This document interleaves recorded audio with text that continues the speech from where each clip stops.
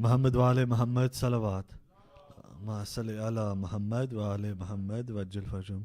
We'll be starting in about 1 or 2 minutes. If I can ask all the brothers to come, as I know there's few in number at the moment, but if you can all make an effort to come as far forward as possible. Thank you.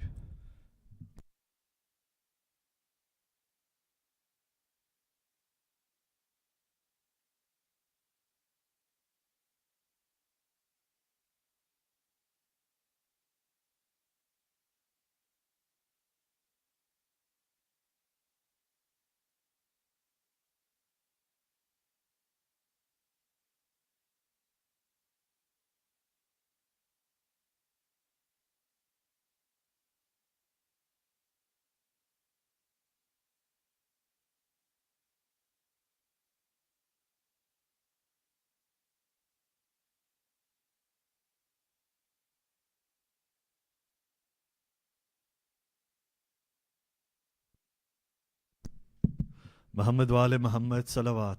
Allahumma salli ala Muhammad wa ali Muhammad wa ajil farajhum.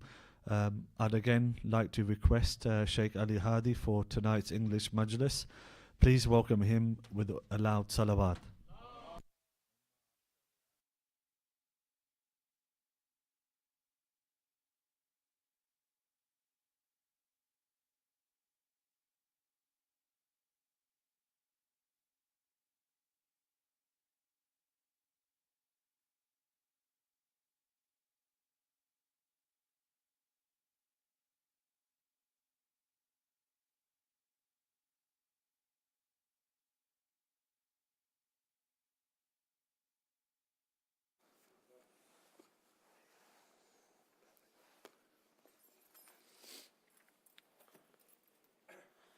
لا حول ولا قوة إلا بالله العلي العظيم بسم الله الرحمن الرحيم الحمد لله رب العالمين بارئ الخلائق أجمعين باعث الأنبياء والمرسلين ثم الصلاة والسلام على أشرف الأنبياء والمرسلين سيدنا ونبينا وحبيبنا وحبيب إله العالمين أبي القاسم مصطفى محمد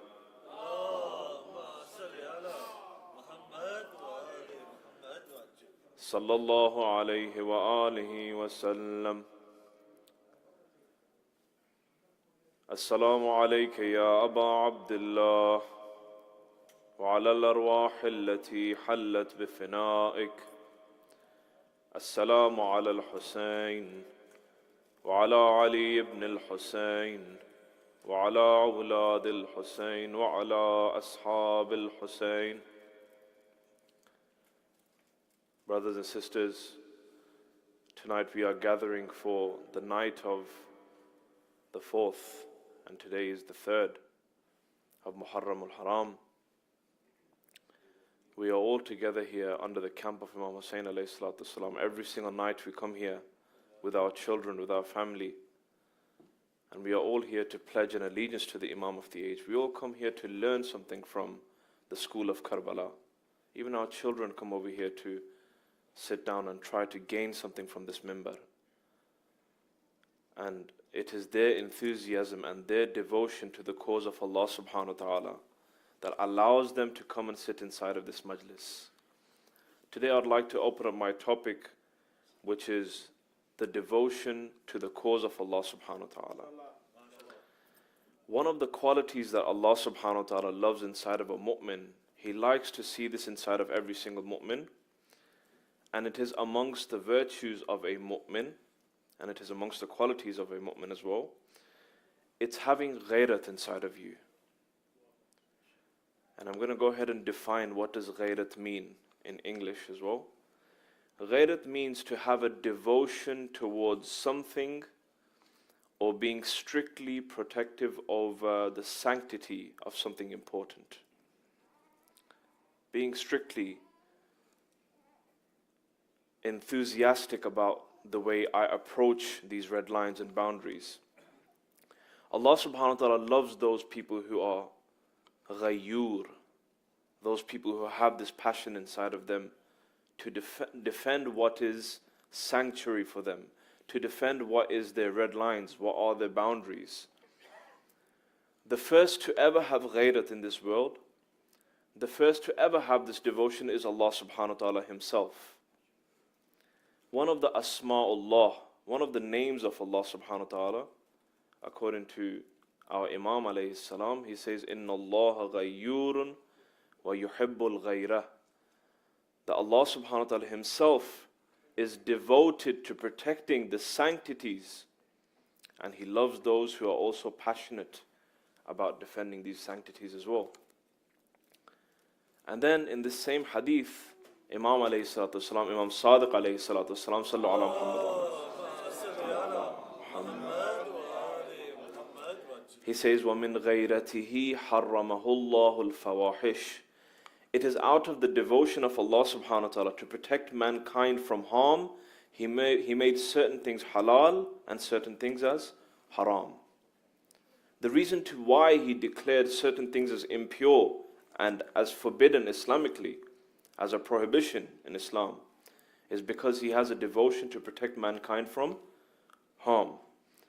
A strong devotion towards something, it means that when it comes to somebody's boundaries and red lines, he's not going to allow anybody to come and cross these red lines. He's not going to allow anybody to come and violate those rights. And when it comes to something that he considers as extremely important, it becomes the uncompromisable. It becomes something that he's not going to be negotiating for. Things that are considered as the uncompromisable. Somebody, he doesn't hold a neutral stance towards something. It's something that he holds very dear and near towards him. This is the meaning of having ghayrat. This is the meaning of what does it mean by when I say ghayrat. So similar to how we have red lines and boundaries inside of our lives, Allah subhanahu wa ta'ala also has red lines and boundaries also. Allah subhanahu wa ta'ala also has these limitations that are not allowed to be violated. Things that Allah subhanahu wa ta'ala loves, like the Quran, like the awliya of Allah subhanahu wa ta'ala, like the hukum of Allah subhanahu wa ta'ala, the rulings of Islam. If these things are going to be violated, Allah subhanahu wa ta'ala is going to be displeased about this. It's against His rights. Or for example, in the riwayat it's stated, Al-Khalqu Ayalullah. Mankind, human being, are also the sanctuaries of Allah subhanahu wa ta'ala, are also amongst the things that are considered as the red lines of Allah subhanahu wa ta'ala. If you try and go and violate another human being, Allah subhanahu wa ta'ala will send His wrath upon that person. Al-Khalqu Ayalullah. The creation are the dependents of Allah subhanahu wa ta'ala. They are the dependents of God. We as human beings, we are feeding off of the loaf that breaks off of Allah subhanahu wa ta'ala. Whatever Allah gives us, we take. We are dependents of God. And if anybody wants to usurp the rights of a believer, or usurp the rights of another human being, not just a believer, Allah subhanahu wa ta'ala returns the wrath into that person's life. Allah subhanahu wa ta'ala will stand in front of him. He wouldn't allow somebody to go ahead and violate somebody else's rights. Even if he goes ahead and does it, Allah will return that back into his life. Therefore, just like how we human beings can avoid any sort of loss or any sort of damage, just so that we can avoid this damage in our lives, Allah subhanahu wa ta'ala has made certain things as halal and He's made certain things as haram. Sallu ala Muhammad wa ala Muhammad.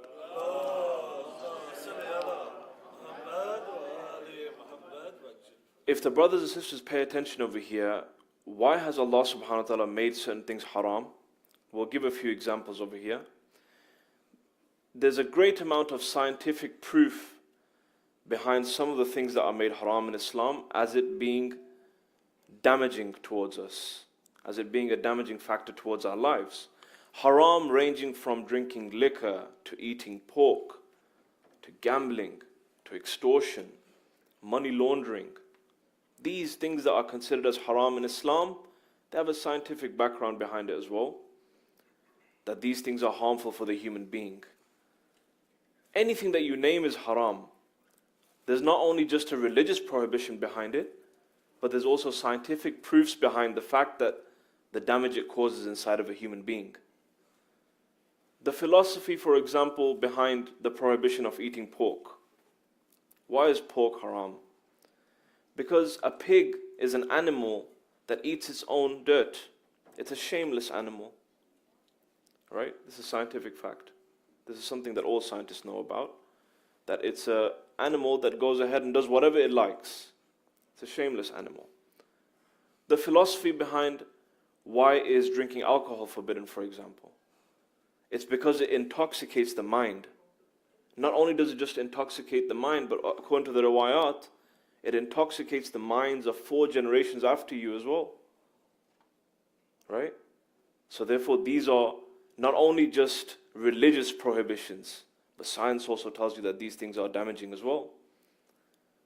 And the reason to why Allah subhanahu wa ta'ala has made these damaging factors as haram is because it is out of His devotion or out of His enthusiasm to protect mankind from damage. This is ghayrat. This is what I mean by when I say something as the term of ghayrat. Allah subhanahu wa ta'ala loves those who are ghayur, those people who have the same enthusiasm and passion to protect their own sanctities inside of their lives. Even if a person is a disbeliever, but he has ghayrat inside of him, Allah subhanahu wa ta'ala loves that person.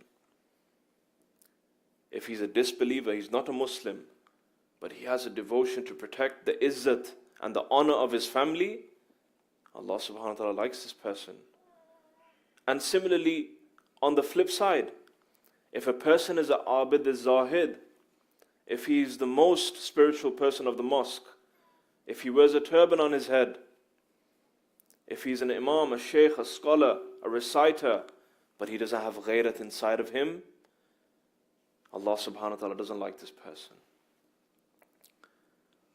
And we have a story from the time of Rasulullah sallallahu alayhi wa alihi wa sallam.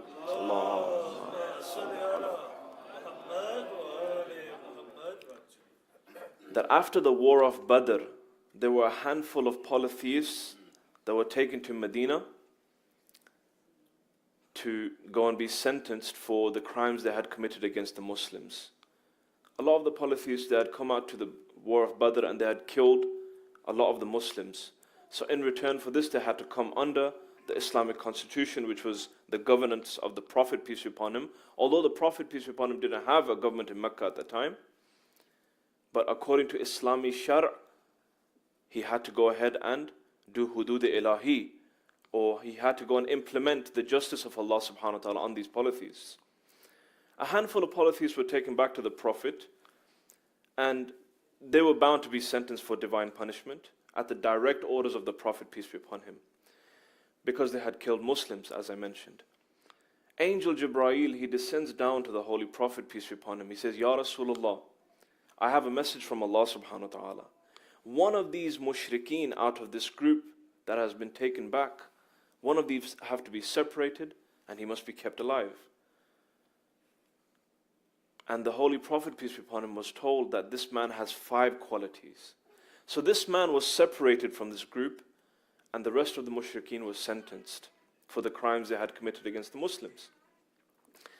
The mushrik had asked the Holy Prophet, peace be upon him, Ya Rasulullah, at the end of the day you killed all of my comrades, but you left me alive. What was the reason behind that? The Prophet, peace be upon him, replies that Angel Jibreel descended down and he had told me that you have 5 qualities that were standing out in comparison to the rest of the group of yours. And he tells him his qualities one by one. He says, quality number 1 is that you are generous and you are open-handed inside of society. You're not a stingy person. Quality number 2, you are courageous and you have shuja'at inside of you. Quality number 3, you are a truthful man that resides in Mecca and you do not cheat anybody inside of society. Quality number 4, you have morals and values and respect inside of your own family. You do not disrespect your own family members. You teach them values, you teach them morals. It's just that you haven't accepted Islam yet. And then the fifth quality he mentions, وَالْغَيْرَةُ شَدِيدَةٌ عَلَى حَرَمِهِ. He's severely zealous about protecting the dignity of his own family members. He's enthusiastic about protecting his own daughters, his wife from harm, from the harms of society. He's zealous over the fact of his children being harmed from society. He protects them in every single way he can. وَالْغَيْرَةُ شَدِيدَةٌ عَلَى حَرَمِهِ. When the Holy Prophet sallallahu alaihi wasallam,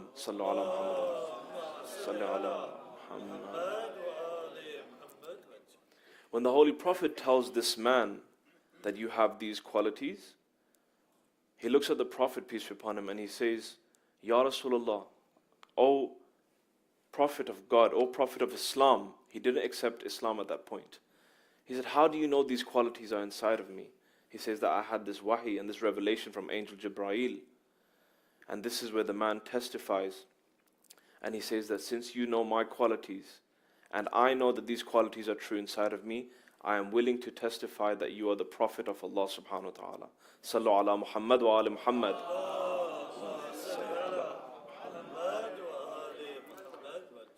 You see, it's not the fact that Allah subhanahu wa ta'ala likes the mushrikeen. He likes the polytheists, for example. But Allah subhanahu wa ta'ala loves the qualities inside of that person. He likes the qualities inside of that person.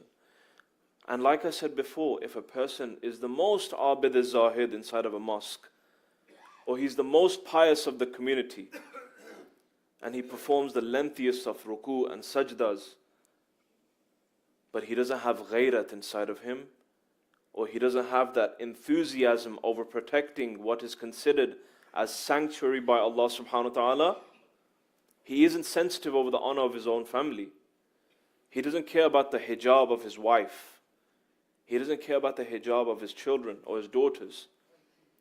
He doesn't care about what his children do in life. They go out in society and do what they like. They stay out until late night on the weekends. He doesn't have no idea about what's going on in their world. Allah subhanahu wa ta'ala doesn't like the ibadat of this person. And we see this inside of society, that we have certain elders sometimes. They go ahead and become the most spiritual and the most pious of their own family, but when it comes to their children, there's absolutely no news of where deen is. Himself, he'll be in the majlis, he'll be in the masjid, he'll be doing khidmah, he'll be doing service towards the mu'mineen, but his children are not to be found anywhere. He has no news over where they are. He has no connection with that person. This is a person who is lacking this devotion. This is a person who is lacking this ghayrat inside of him. So as I was saying, that if one has no ghayrat inside of him, or doesn't protect the boundaries of Allah subhanahu wa ta'ala, there isn't any meaning behind good deeds. Brothers and sisters, tonight I'm going to speak about 3 types of ghayrat one can have inside of his life. And inshallah, I'm going to conclude my talk tonight. There are 3 types of ghayrat that you can have inside of your life, or 3 types of devotions that you can have inside of your life. And if everybody's listening, please send a salawat ala Muhammad wa ala Muhammad.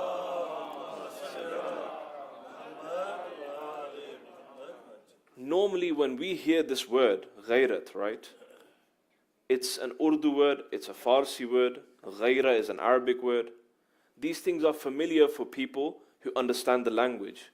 But for those who don't understand the language and who only understand English, it literally means devotion or an enthusiasm or zealousness. All right? For those of you who are not too into the thesaurus, it means to have a devotion or protecting something enthusiastically. When we hear this word ghayrat, we automatically think about being protective over our families, being protective and sensitive over the honor of our children. This isn't the only type of devotion that exists, but there are 3 important types that one can have inside of his life. Number 1, enthusiasm or ghayrat for one's nation, or ghayrat milli. This devotion for the country that you belong to. For example, I was born in the United Kingdom, but my parents are from Pakistan. My great-grandparents are from Pakistan. any sort of cultural values that I have inside of my life, they are all in respect to my father and my grandfather, what I learned from them. Whatever I have in my life when it comes to cultural values, I take it from them. So having a devotion towards your nation, it means that somebody in relation to his land or his country or from where he belongs to, he is sensitive and he's protective over the rights of this land. He says, this is an Islamic land and I'm protective over this. I'm willing to do anything for this country. This is my home. This is where I belong to originally. If somebody wants to come and start a war and attack this land, I'm going to go ahead and defend it because it's an Islamic nation, it's my nation. The person is enthusiastically prepared to defend his nation. So having a ghayrat or having an enthusiasm for your nation or your country is different to having pride from where you're from. Having pride, national pride, is something completely different. National pride, it means that you are biased about your own country. You can't see the good values of any other country. This is what national pride means. Somebody will try to show that his country is better than every other country in the world because of X, Y, and Z reason. We are the ones who created this. We were the ones who did this. We were the ones who originally started this. My country was the one that did this and did that. Islam doesn't promote this. But Islam promotes having a devotion towards your country. Islam promotes preserving the honor and integrity of your country wherever you live. This is what Islam promotes. National pride is like what the Zionists have, is like what the Jews have inside of Israel, who think that Allah subhanahu wa ta'ala or God had promised them the land of Israel and they were the chosen ones amongst the world, and that they are the only real human beings in this dunya. And everybody else is pretty much an animal. And this is what we can read from the book of Talmud. If we pay attention, if you ever go ahead and search up in the book of Talmud, what do they believe and what is read in those passages? And I'm going to read it out. It's one of the divine teachings for Judaism. It says in the book of Talmud, us, the sons of Israel and Israelites, are the best nation in comparison to any other nation, and the rest of the non-Israelites are animals that are in the form of human beings, and these non-Israelites must be at the service of the Israelites and the son of Banu Israel, otherwise they must be removed and killed at the lowest cost. This is in the book of Talmud. This is clear racism, this is discrimination over here, that they consider themselves only as human beings, right? Whilst everyone else is an animal in the form of a human being. So this isn't what Islam is trying to ask us to do. Allah subhanahu wa ta'ala doesn't ask you to have national pride, but having a devotion or an enthusiasm over the integrity of your country is something completely different. Preserving that dignity of from where you're from is something completely different. Being enthusiastic about protecting your country's dignity is something completely different. Protecting your values and your culture inside of your house is something completely different. Or protecting the artifacts or the historical monuments of your country is something different as well. This is what Islam promotes. Islam wants you to have this type of ghayrat inside of you. Sallu ala Muhammad wa ali Muhammad.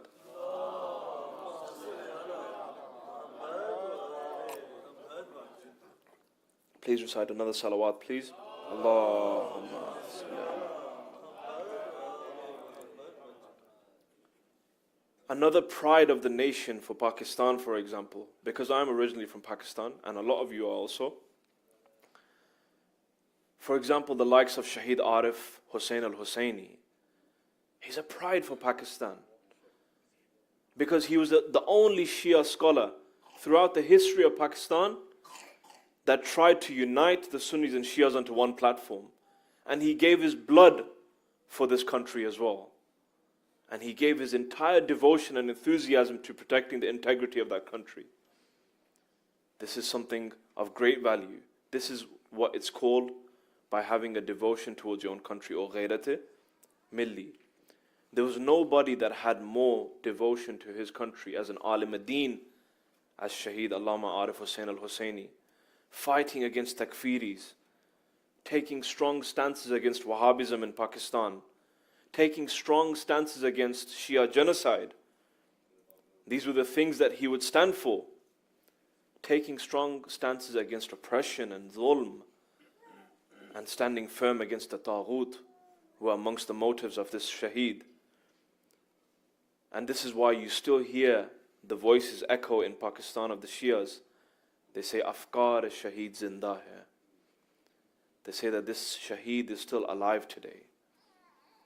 Although the Shias in Pakistan, we are suffering through a lot of difficulties at the moment, but still the values of Shaheed Arif Hussain al-Husseini still live amongst the Pakistanis today. This is what it means by having a devotion towards your own country. For the people that live inside of this society, we live in a country where our children are slowly starting to become used to the norms of the society of this country. This is of something completely of big worry, where my children cannot communicate to my grandparents because of the language barrier. My children cannot communicate to their uncles because of a language barrier. There's so much of a generational gap between us. And this is a major issue which inshallah I will address in the upcoming majlises inshallah. Sallu ala Muhammad wa ali Muhammad.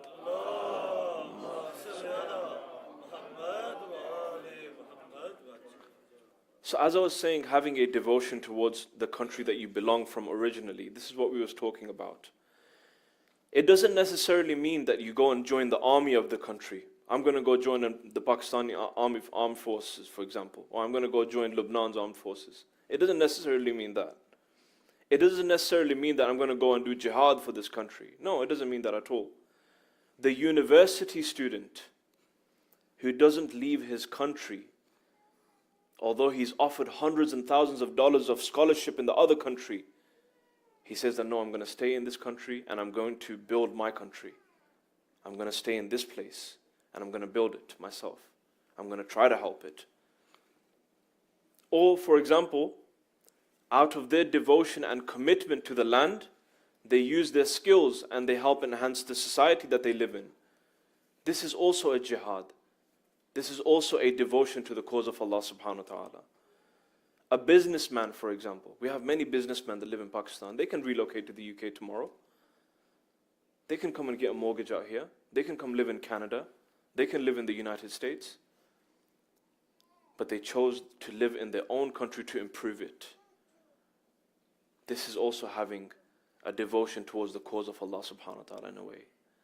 Because at the end of the day, where you're from is an Islamic country. Although the constitution doesn't really help on the Islamic laws or the hukum of Islam, right? But at the end of the day, it is an Islamic country. It's a land where Muslims live. So the people that are from there and they are doing this type of jihad, Allah subhanahu wa ta'ala likes these type of people. Allah subhanahu wa ta'ala loves these type of people who have this type of devotions. He can come and enjoy the luxuries of the West. He can come and enjoy all of the things that we enjoy over here, but he stands his ground and he says that I will keep my business here so that I can improve my own country. I can improve my own city, my own town. This is extremely valuable, brothers and sisters. Therefore, having a devotion for your country, having a devotion towards the values, the culture that you belong from. Because at the end of the day, not everyone will look at you as a British citizen or a British United Kingdom person that was from the UK from the start. They'll ask you, where are you from? You'll say, I'm from the UK. I was born and bred here. I was born and bred in Birmingham. I was born and bred in Watford. But where are you from originally? I'm originally from Pakistan. Oh, that's where you're from. That's where you look like you come from. You don't look like you come from here. So therefore, we must understand the value of the cultural values that we have as well. This is something that we need to instill inside of our children, something that we need to improve on. Because otherwise there is already a generational gap that needs to be addressed. There's a generational gap that's happened so far to the point where our children do not know where they belong to, where they come from originally. And it's something of major concern and major worry for a lot of the parents that live inside of this country today. So having a type of devotion for your own country is definitely something that is extremely important and must be worked on. A mu'min that is not only enthusiastic about protecting his own nation, but the more important part is protecting his own family from the harms of society. And this will be my main talk for the next 2 nights, inshallah. He isn't going to stand and watch if one of his community members are threatened. If one of us are threatened outside and we are all watching, it's never going to happen that we're just going to stand and watch. But it's outside of my devotion to protect another believer, I will go and stand for him. I will go and help him. This is every single one of us, right? May Allah rest the soul of Marhum Ayatollah Marashi Najafi. Everybody knows about this great scholar and arif from Qum. He had moved from Najaf to Qum in the 1960s. And just like the previous nights I had mentioned that wearing a chador and a libas for the women or a scarf at that time was forbidden in Iran. He had also lived in that era in Iran as well. The police would forcefully pull off the hijab and the chador of a woman if they had worn it at that time. And we are talking about a time and an era where the police of Qum, they were extremely henchmen that would be working for the police force at that time. The head of the police of Qum, he was also another henchman. He was a very strong guy, and people would fear him. They would be scared of him. And they would not be able to speak to him or talk to him in a way like where he would be disrespected. Otherwise, he would go through torture. He would either be murdered or prosecuted.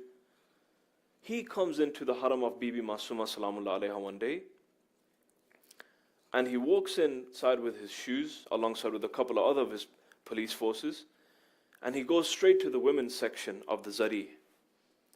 One by one, he starts to pull off the chadar of the women inside of the haram. And all you can hear from the haram was, Ya Sahib al-Zamana Dirkni, Ya Sahib al-Zamana Dirkni. This is all you could hear from the haram.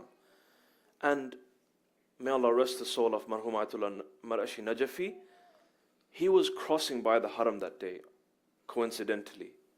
Somebody comes running to Ayatollah Marashi Najafi, and he says, Agha, the head of the police of Qom is inside the haram, and he's pulling the chadar of the women off one by one. And Ayatollah Marashi Najafi, he takes his shoes and he runs towards the women's section. And he goes to the women's section, and as he saw the police officer, he's pulling off the chadar, he comes behind this head of police, and he gives him a belter of a slap behind his head. Ayatollah Marashi Najafi gives the head of the police of Qom a slap on the head. And this man, because of how shocked he was that somebody smacked him, he looks behind and he sees a Syed standing there. And he says that, I know just what to do with you. He says, I know exactly what to do to you. Ayatollah Marashi Najafi, he said to himself that whatever I've done for the sake of Allah subhanahu wa ta'ala. I've protected the integrity of these women. I've done my duty. And I've shown my ghairat out here. And I'm going to leave. He turns around and he leaves. This man, the head of the police of Qom, he plans with another of his police officers to go ahead and kill Ayatollah Marashi Najafi in his house. The whole plan was made. And this man, he goes ahead and he tries to go ahead and execute his plan basically. As he's walking through the alleyway or the bazaar to where Ayatollah Marashi Najafi lives, the roof of the bazaar, it came falling right down onto his head and he died right there. Allah subhanahu wa ta'ala protected the life of Ayatollah Marashi Najafi from this man. But the point wasn't the fact that I was going to make that Allah subhanahu wa ta'ala saved Ayatollah Marashi Najafi's life. My point was the devotion and the enthusiasm Ayatollah Marashi Najafi had over protecting the integrity of the women. How much ghairat did he have inside of himself? How much courage did he have inside of himself to go ahead and do that to somebody that would torture him or kill him? This is the ghairat of Imam Hussein alayhi salatu salam. This is the ghairat that you see inside of our scholars. And finally, last but not least, I want to mention a story of Ayatollah Shaheed Bahishti sallallahu ala Muhammad wa ala Muhammad.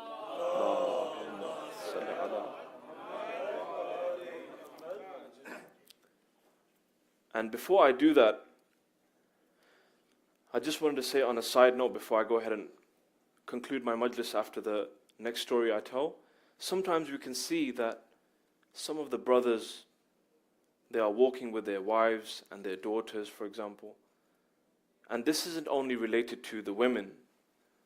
I'm not over here pointing fingers by any chance, but it's applicable to both genders. Unfortunately, we see that sometimes even in our communities, we see some of our brothers and sisters wearing the most revealing clothing. Something that is out of the standards of Islam. Something that doesn't align with the standards of Islam. Attire that exposes the figure of a human being from both sides of the genders. It's not only just an issue related to the women. Some people may just say that, oh, this is an issue related to the women only. No, brothers. This is an issue amongst the brothers as well. Something that should be protected, something that should not be exposed. Is this something that we can call as ghairat? Is this the definition of having a devotion towards the cause of Allah subhanahu wa ta'ala? Or protecting my boundaries and my sanctities? No, it's not. Amir al-Mu'mineen alayhi salatu wassalam, sallu ala Muhammad.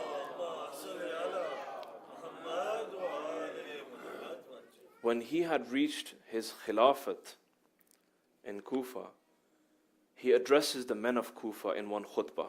If you read up about it in Nahj al-Balagha, one of the sermons, Amir al-Mu'mineen, he talks directly to the men of Kufa. He says to them, O men of Kufa, I have heard that your women walk into the bazaars with inappropriate clothing. Amir al-Mu'mineen stated about these men, La'anallahu man la yughar. May Allah's la'ana be upon those men who do not protect the dignity and honor of their own women. La'anallahu man la yughar. This is the message of Amir al-Mu'mineen alayhi salatu wasalam. Amir al-Mu'mineen alayhi salatu wasalam isn't pointing fingers at the women. He's not saying that you do not wear hijab, you are not wearing this Islamic attire. You're exposing yourself in front of society. But he says to the men, O men of Kufa, La'anallahu man la yughar. Allah subhanahu wa ta'ala's curse be upon the men that do not have the ghairat over their own families, over their own women and children. We normally, unfortunately, point fingers at the women and say that they are the ones who are supposed to be protecting themselves. But this is completely false. The man has to be the one who is responsible for his own family. The man has to be the one who is responsible for his family. The man of the house or the father of the house has to be the one who is accountable for his women and his daughters. There are hundreds of reasons to why there are hijab issues. And when I say hijab, I'm not speaking about a headscarf. I'm speaking about a hijab that is for both men and women. A man also has a hijab, dear brothers. A man also has a hijab as well. Keep that in mind. And it's from this perspective we see that our communities, they have become damaged from this issue over here, due to the lack of the sensitivity of the men of the communities.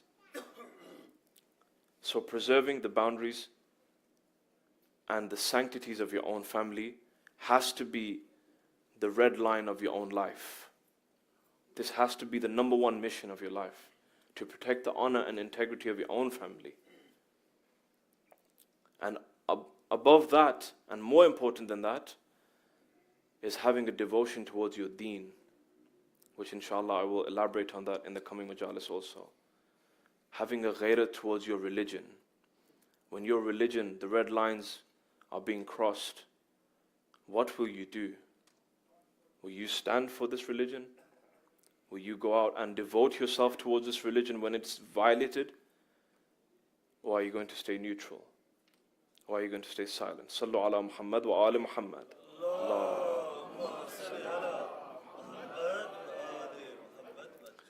Imam Baqir alayhi salatu salam, he has a hadith.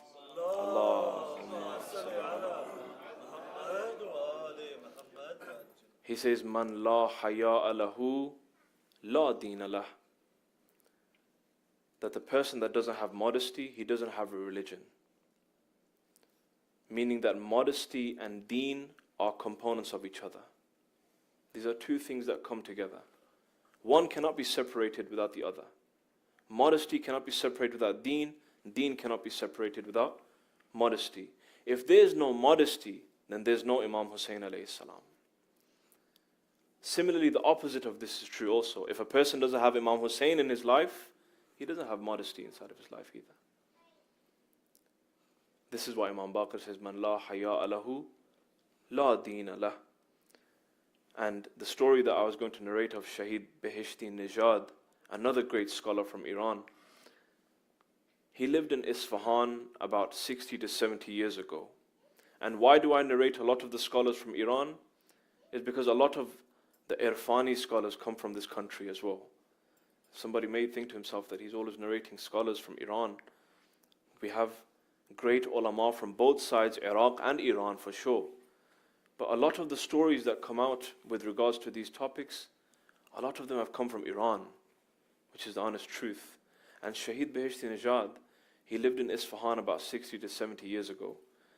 A great scholar, a very pious mystic of his time.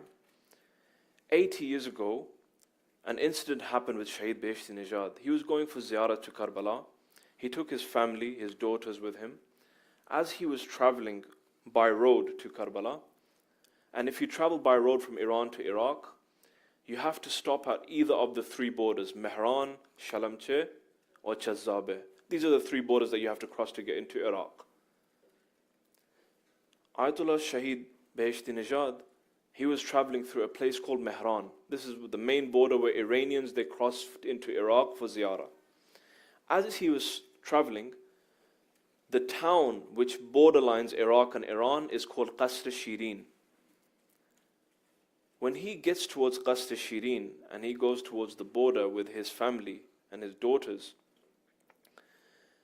when they wanted to cross the border patrol, he was there at Iraq at that time, and the border patrol said that I need to see your wife so that I can match it with her passport photo. I must see your wife and her face. Shaheed Beheshti Nijad, his wife was wearing a niqab at that time. And he saw that this same border patrol officer, he was looking at the women from the previous camp that had crossed by.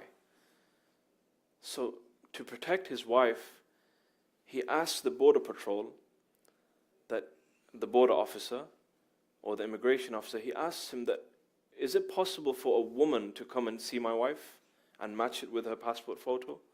Because inside of him, he felt that this person, he was looking at the other woman, he was talking to her extensively, laughing and joking in a way.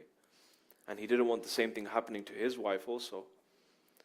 So he asked him that, please, I request a woman to come and be the immigration officer for my wife. He says that we don't allow this to happen over here at the Iraq border patrol over here. We only have men that are working in the force right now, and I must be the one to see your wife. Ayatollah Shaheed Beheshti Nijad, he looks at him and he says, I don't give you permission to see my wife. And this immigration officer, he says, take your passport and go back to Iran. You're not allowed to enter into Iraq. He gets angry with him.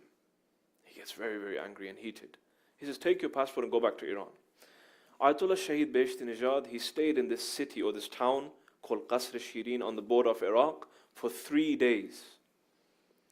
Everything that he had tried, they wouldn't let him in after that. Some of the caravan members, they came up to Shaheed Beheshti Nijad, they said, Agha, he's just only going to look at your wife once, that's it. It's just a look, and you're going to pass by into Iraq, and you're going to go travel to Imam Hussein alayhi salam. He'll maybe ask a few questions, where she's going to go, where she's going to stay, what hotel she's staying at. That's going to be the maximum amount that's going to happen. Nothing else is going to happen, is it? He says to the caravan members, ما ملت امام حسینیم، ما غیرت از امام حسین یاد گرفتیم. He says that we understand and learn غیرت from Imam Hussein alayhi salatu wasalam.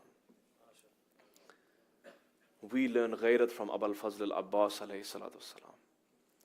He says ziyarat of Imam Hussein is mustahab. Going for the ziyarah is mustahab. But protecting the dignity of my wife is wajib upon me. All of his caravan entered into Iraq. They went to go to ziyarah. Agha Shaheed Beheshti Nijad, he stands at the border. He puts his hand on his chest and he says, Sallallahu alayka ya Aba Abdullah. Sallallahu alayka ya Madloom. He gives a salam to Imam Hussein and he says, Ya Aba Abdullah, my journey towards you has ended in Qasr Shirin. I know that you are not happy with a non-mahram violating the women. I know how much ghairat you had for your Zainab Kubra. I know how much ghairat you had for your Sakina. I know how valuable was your wife Rubab. My salams be upon you, O Aba Abdullah. This is Ayatollah Shaheed Beheshti Nijad saying this. I will go back to my city Qum whilst I protected the dignity of my wife and my daughters. I will go back from here knowing that I protected the sanctity of my wife. Amma la yawmaka yawmaka ya Aba Abdullah. There's no days like yours, Ya Aba Abdullah. There's no days like the days of Bibi Zainab Salamullah alayha. He says this and he travels back to Qum.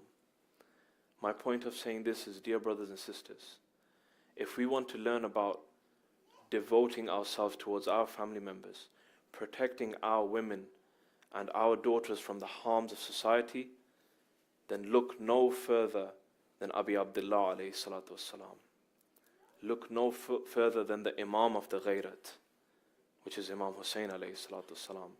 And here I would like to recite a few lines of Masaib as we have arrived into the night of the 4th. Sallallahu alayka ya Aba Abdullah.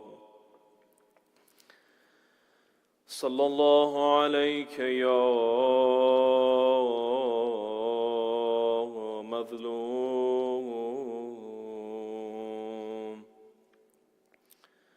Sallallahu alayka ya Ghareeb. Sallallahu alayka ya Madloom. Karbala, on the 3rd of Muharram. Karbala, on the 3rd of Muharram. The tents have water, the women are safe. A 6-month child is sleeping. Karbala doesn't show sadness. The Alamdar is safeguarding. Karbala doesn't show no sadness. The Alamdar is safeguarding. The young men of Bani Hashim are standing in night prayers outside of the tents. Stands Abul Fazl and Akbar. Like Qasim, the tents have hope and trust. but on one side sits worried and alone Bibi Zainab. Imam comes towards Bibi. Oh sister, this is Karbala. Ha huna mahattu rihaluna. This is the place where I will fall. My Akbar will fall there. Bibi says, oh brother, I cannot bear without you. There will be no one left to protect me. Imam says, Ya Ukhta, be patient like Zahra. He says, oh, the daughter of Ali, if you see my chest covered in arrows, if you see Shimr come towards the camps, have the patience of Zahra. The pains of Karbala were felt by Abi Abdullah, but the one who watched was Aqila of Fatima. But the one who watched was Aqila of Fatima. It was just like today. The caravan of Imam Hussein alayhi salatu wassalam had entered into Karbala. Brothers and sisters, this is the start of all the tragedies. Imam has arrived into Karbala. Do we know the broken feeling of the children when they saw Karbala? Abi Mikhnaf narrates, when Imam had reached Karbala, the Zuljana, he stopped there and wouldn't move forward. Bibi Zainab Salamullah says to herself, and she cries, O people of Kufa, you've left my brother alone in this desert. Woe be upon you, O people of Kufa. The son of the Prophet is alone in Karbala. Shame be upon your loyalty. The daughter of Zahra is in the desert of Karbala. Riwayat states that Imam, he comes to this old man and he asks him, what is the name of the land we are in today? He replies, this is the land called Ghadariya. They also call this Shatt al-Furat. They also call this Nainawa. Imam alayhi salatu wassalam, he replies, is there another name to this land? As if Imam was familiar to this Karbala. The man replies to Imam, he says, this is also called Karbala. This is where Imam, he places his hands on his beard and he says, Allahumma inni a'udhu bika min karbin wa bala. Oh Allah, I seek refuge from this Karbala. It was like as if he was asking, oh Allah, I ask for your help for what is about to happen to my Zainab. It was like as if Imam was asking, "Oh Allah, I ask you to protect my daughter Sakina from this karbo wa bala." Imam, he sees that Bibi Zainab is worried. Bibi Salamullahi alayha has tears in her eyes when she hears about Karbala. He looks at his sister and he says, "Oh my sister, why are you worried? May I be sacrificed for your worries, O Zainab.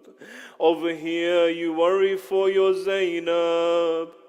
Over here, Bibi Zainab just cried and you became worried, Ya Aba Abdullah." This is what Imam says to Bibi Zainab, "Ha huna mahallu quburina." This is the place where I will become martyred. One by one, he tells Bibi, Ali Akbar will fall there, Qasim will fall there, Abbas will fall there. Riwayat states that when Bibi starts to hear this, she starts to cry profusely. Imam takes the hands of Bibi Zainab into his hands. This is where Imam says to Bibi that get ready for captivity, O Zainab Kubra. O Zainab, when you see my body with 1,000 of arrows pierced into my chest, you are the daughter of Ali, have patience. Imam, he orders all the camps to be settled down. He calls upon Ali Akbar, he calls upon the youth of Bani Hashim. As they were setting the camps down, Abul Fadl al-Abbas alayhi salatu wassalam, he sees Imam is holding on to the reins of the camel of Bibi Zainab. He says, "Oh Abbas, oh Ali Akbar, come and help your Aunt Zainab come down from the camel." But Ya Aba Abdullah, just a few days later in Sham Ghariba, the camps of Imam was set on fire. Rawi says that I saw a Bibi run from camp to camp. She says to Imam Sajjad in Sham Ghariba, "Oh my nephew, look outside of the camps." Imam sees that there is a head on the spear, and this is where he says, "Assalamu alayka ya Aba Abdullah. Assalamu alayka wa ala al-arwah allati hallat bifinaik." Let us all recite together As-salam towards our Mawla Abi Abdullah. Let us all do it with the niyat of the faraj of Imam al-Zaman. All together, please. As-salamu ala al-Husayn wa ala Ali ibn al-Husayn wa ala Hussein wa ala ashab. Everybody, one more time. As-salamu ala al-Husayn wa ala Ali ibn al-Husayn wa ala awlad al-Husayn وعلى حسين. السلام على الحسين وعلى أخيك أبا الفضل العباس وعلى أختك زينب سلام الله عليها. رحم الله من قرأ الفاتحة مع الصلوات.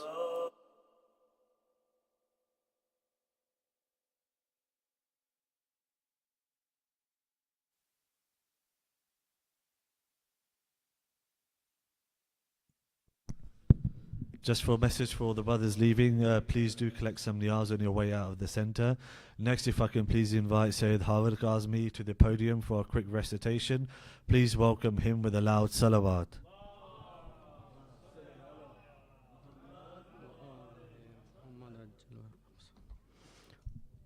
نعرہ تکبیر، نعرہ رسالت، نعرہ حیدری حیدری، نعرہ صلوات. یہ کلام ماشاءاللہ یہ کافی کوئی شاعر جس نے بھی لکھا ہے، اس میں امام حسین علیہ السلام کا جو خطبات ہیں اس کے حوالے سے کافی شعر ہیں اس میں، تو بہت ہی پیارا کلام بھی ہے اور اس میں کافی اچھے میسیج بھی ہیں، اور جو امام حسین علیہ السلام نے ادھر خطبے دیے تھے اس کے حوالے اس کے اندر موجود ہیں شعر میں. ایک دفعہ صلوات پڑھیں.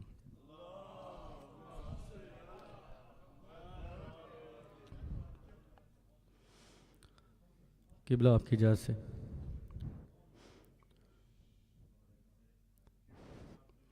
نعرہ صلوات.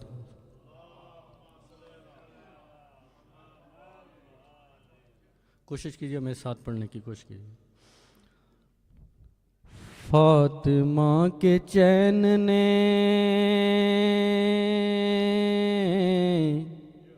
نبی کے نور عین نے، فاطمہ کے چین نے نبی کے نور عین نے، با خدا حسین نے اس دین کو بچا لیا. فاطمہ کے چین نے نبی کے نور عین نے، با خدا حسین نے اس دین کو بچا لیا. فاطمہ کے چین نے حرف آ رہا تھا دین مصطفیٰ کے نام پر، اور منبر رسول بک رہا تھا تخت شام پر. تو دین کی اساس نے تخت حق شناس نے امت محمدی کو خواب سے جگا دیا، دین کو بچا لیا. فاطمہ کے چین نے نبی کے نور عین نے، با خدا حسین نے اس دین کو بچا لیا. امام حسین السلام نے کہا تھا مجھے یاد واپس جانے دو یا ہند جانے دو، تو انہوں نے کہا نہیں جانے دیں گے، تو آپ کو ہم قتل کریں گے اس کے حوالے سے. ہر طرف سے بند ہو چکے تھے حق کے راستے، خون مانگتا تھا دین زندگی کے واسطے. غور نہیں کیا، پھر پڑھ دوں.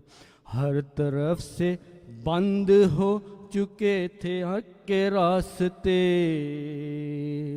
خون مانگتا تھا دین زندگی کے واسطے. تو دین کے اصول نے نائب رسول نے زندگی کا قرض اپنے خون سے چکا دیا، دین کو بچا لیا. فاطمہ کے چین نے نبی کے نور عین نے، با خدا حسین نے اس دین کو بچا لیا. فاطمہ کے چین نے تبارک شعر ہے. امیر شام بن گیا تھا سانپ آستین کا، لعنت اللہ بشمار، اور خسروی کے سر پہ رکھتا تاج دین کا. تو بادشاہ دین نے ایک بوریا نشین نے آرزو مصطفی کو خاک میں ملا دیا، دین کو بچا لیا۔ فاطمہ کے چین نے، نبی کے نور عین نے، باخدا حسین نے اس دین کو بچا لیا۔ نعرہ حیدری۔ کہ پھر سے شرک کی طرف پلٹ نہ جائے آدمی، راہ مستقیم سے بھٹک نہ جائے آدمی۔ شائع تشنہ کام نے، وقت کے امام نے،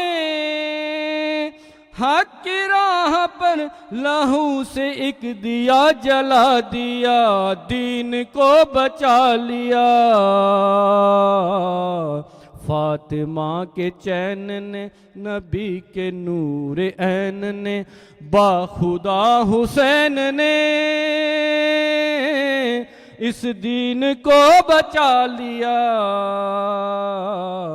فاطمہ کے چین نے، آخری شعر ہے، ہلکے بے زباں سے ظلم کی کمان توڑ دی،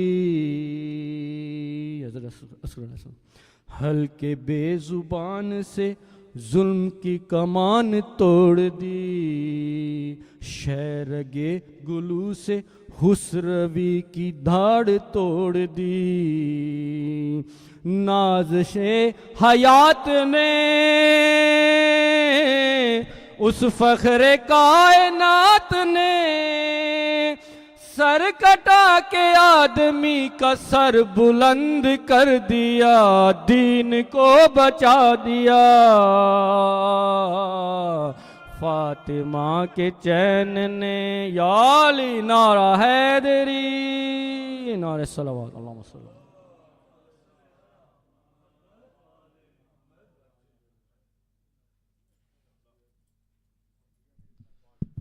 Next, if I can please invite Uncle Shabir Naqvi to the podium. Please welcome him with 3 loud salawats.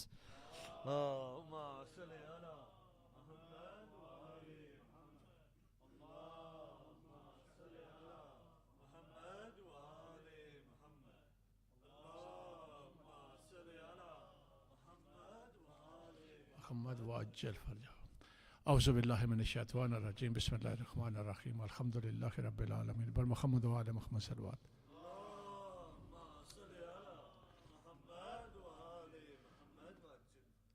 Karbala سے جو میری سمت ہوائیں آئی، کربلا سے جو میری سمت ہوائیں آئی، دیر تک گری و ماتم کی صدائیں آئی، دیر تک گری و ماتم کی صدائیں آئیں، کربلا سے جو پھول مہک جو بہاروں میں تو سوچا میں نے،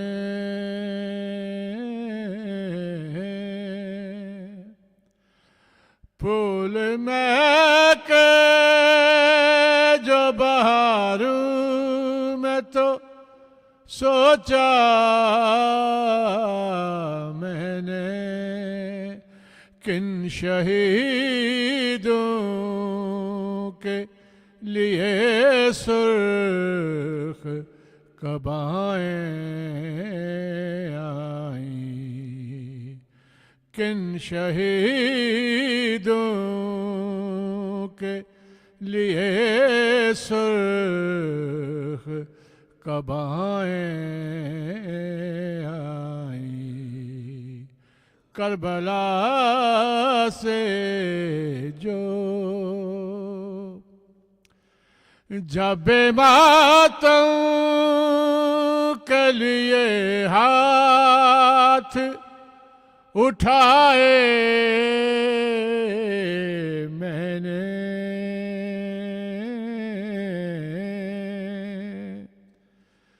جب ماتم کے لیے ہاتھ اٹھائے میں نے میرے حصے میں پیغمبر کی دعائیں آئیں میرے حصے میں پیغمبر کی دعائیں آئیں کربلا سے جو خاک اڑتے رہے راستے میں بڑی دیر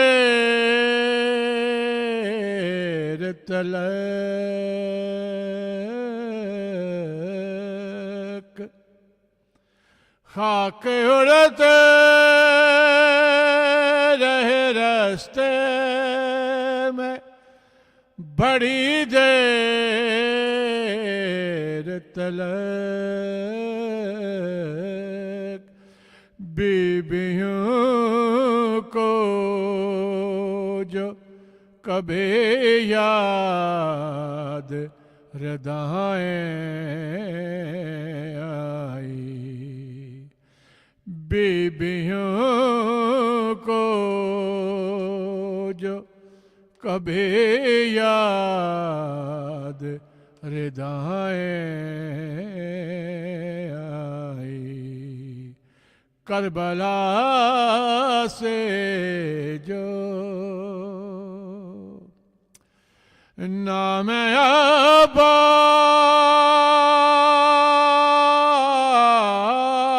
عباس نام عباس لیا پھر میرے دل نے محسن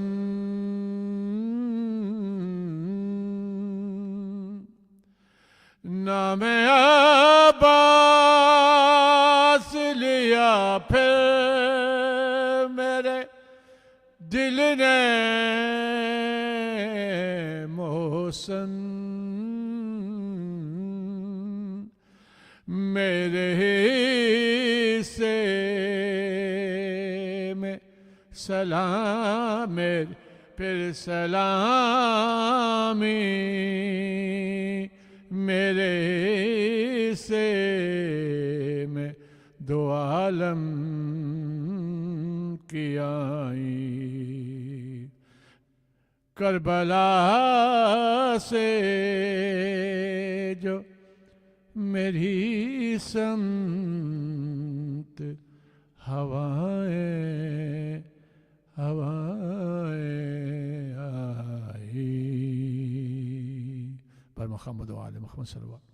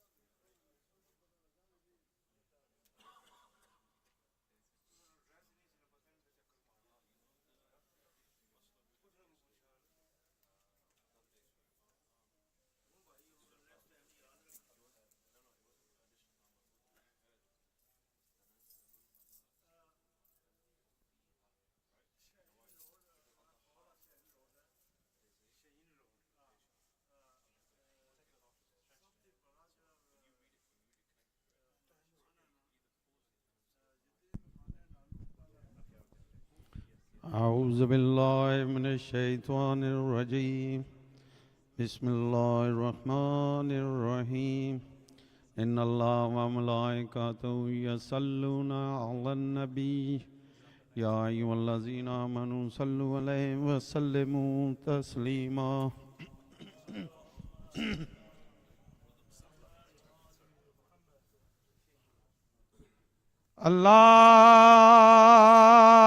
اللہ اکبر اللہ اکبر اللہ اکبر اللہ اکبر اشہد ان لا الہ الا اللہ اشہد ان لا الہ الا اللہ اشہد ان محمد رسول اللہ اشہد ان محمد رسول اللہ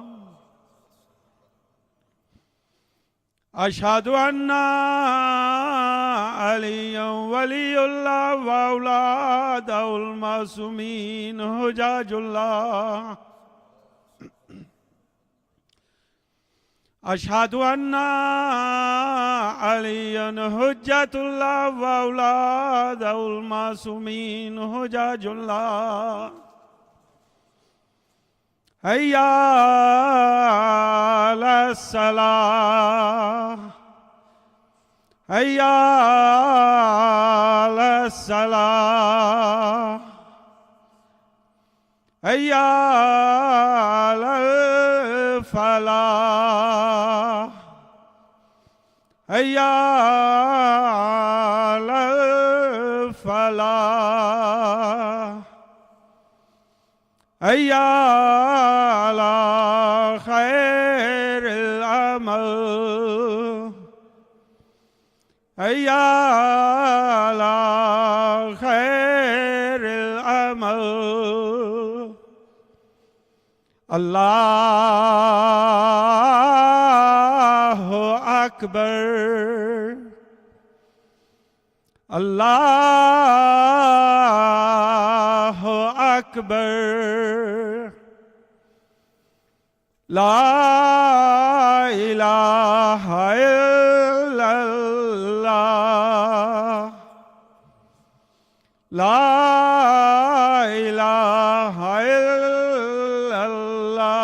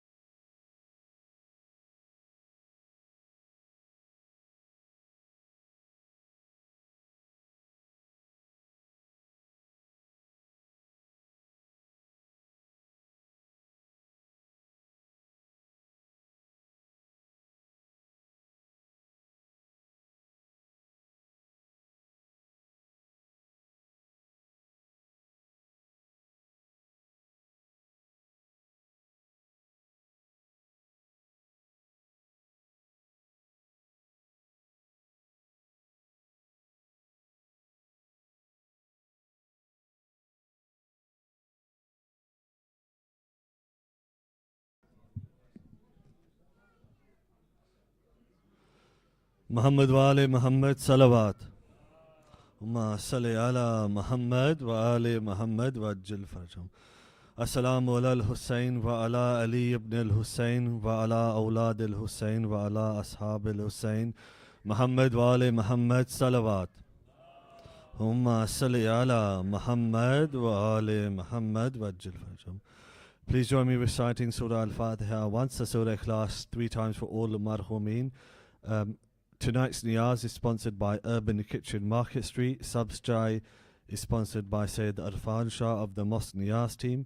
So, especially for those marhumeen as well as your own, Al-Fatiha.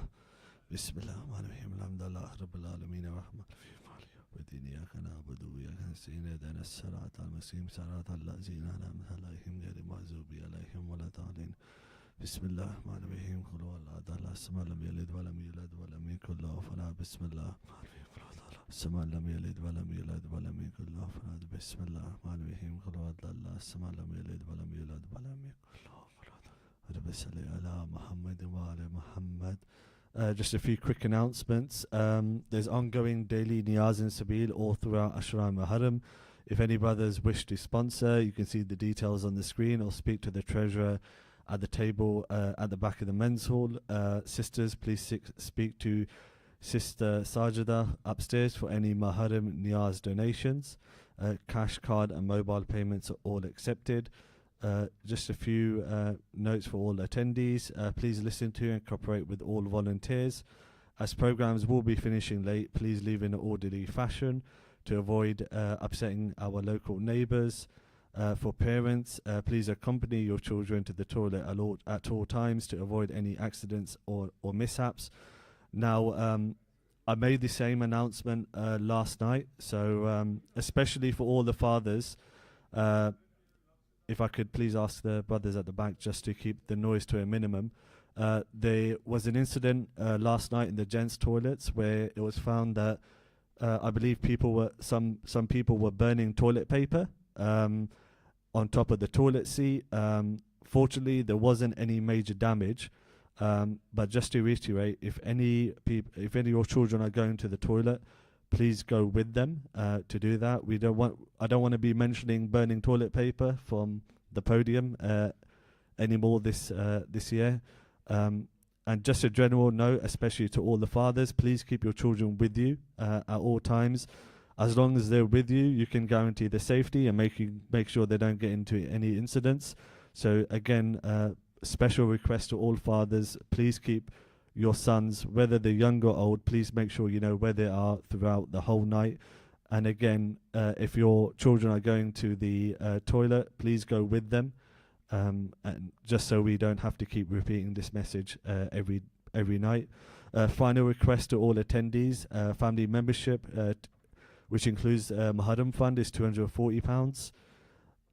For any brothers who wish to pay, please see the table at the back. For those wishing to only pay for the Muharram Fund, the amount is £150.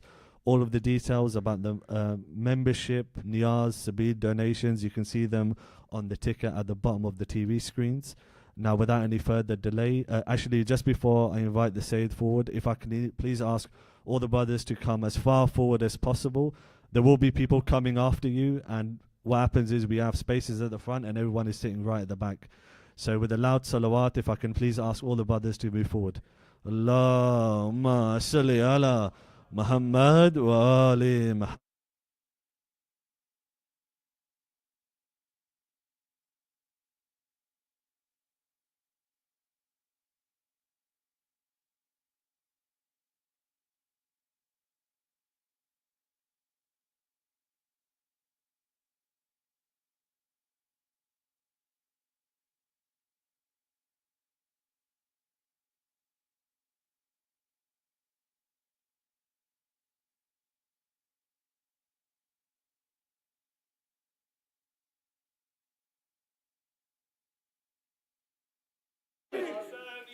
Zindabad, Zindabad, Murdabad, Murdabad.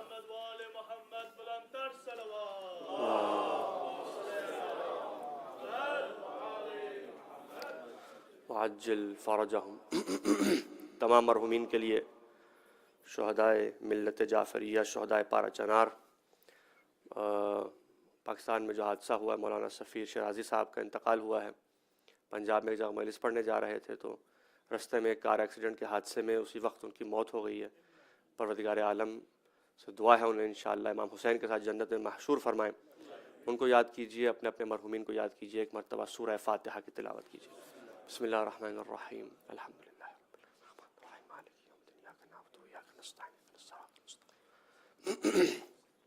صراط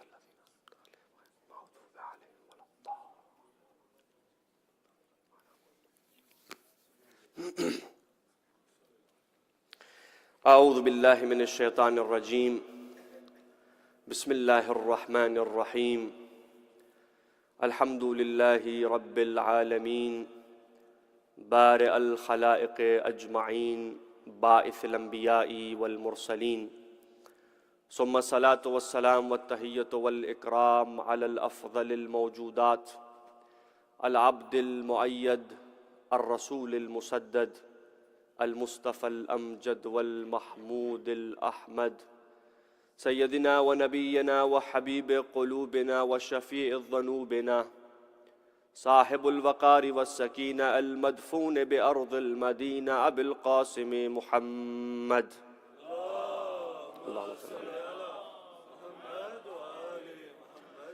وآلہ الطیبین الطاہرین المعصومین المظلومین، واللعنۃ الدائمۃ علی اعدائہم اجمعین، من الاولین والآخرین، آمین یا رب العالمین۔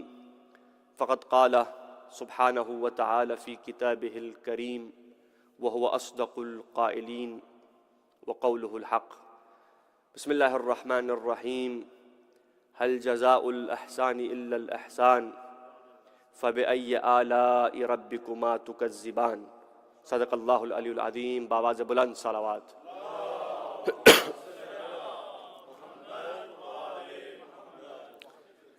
عزیزان محترم، سلسلہ گفتگو کی تیسری تقریر ہے اور باقاعدہ ہم اپنے موضوع کا آغاز کر چکے، اور اسی آیت کو انشاءاللہ ہم لے کے عاشور کی طرف بڑھیں گے کہ هل جزاء الاحسان الا الاحسان، کیا احسان کا بدلہ احسان کے علاوہ کچھ اور بھی ہے؟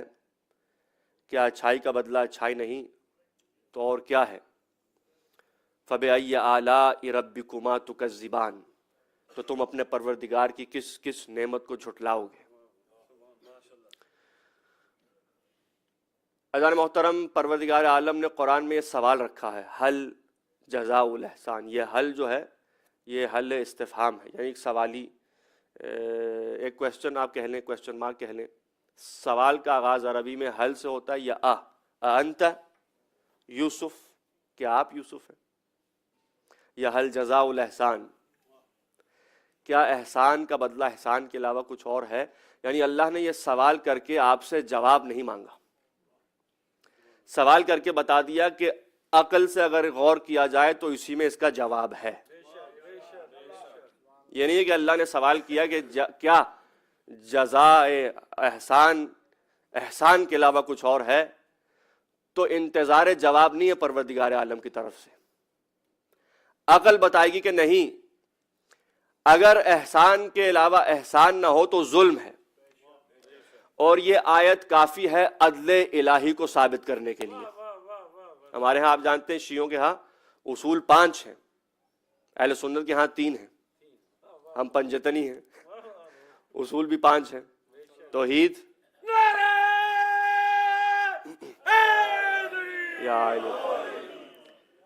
توحید، عدل، نبوت، امامت، قیامت، اور یہ آیت عدل الہی کے لیے کافی ہے کہ اگر کوئی احسان کرے تو اللہ احسان کا بدلہ احسان سے دے گا۔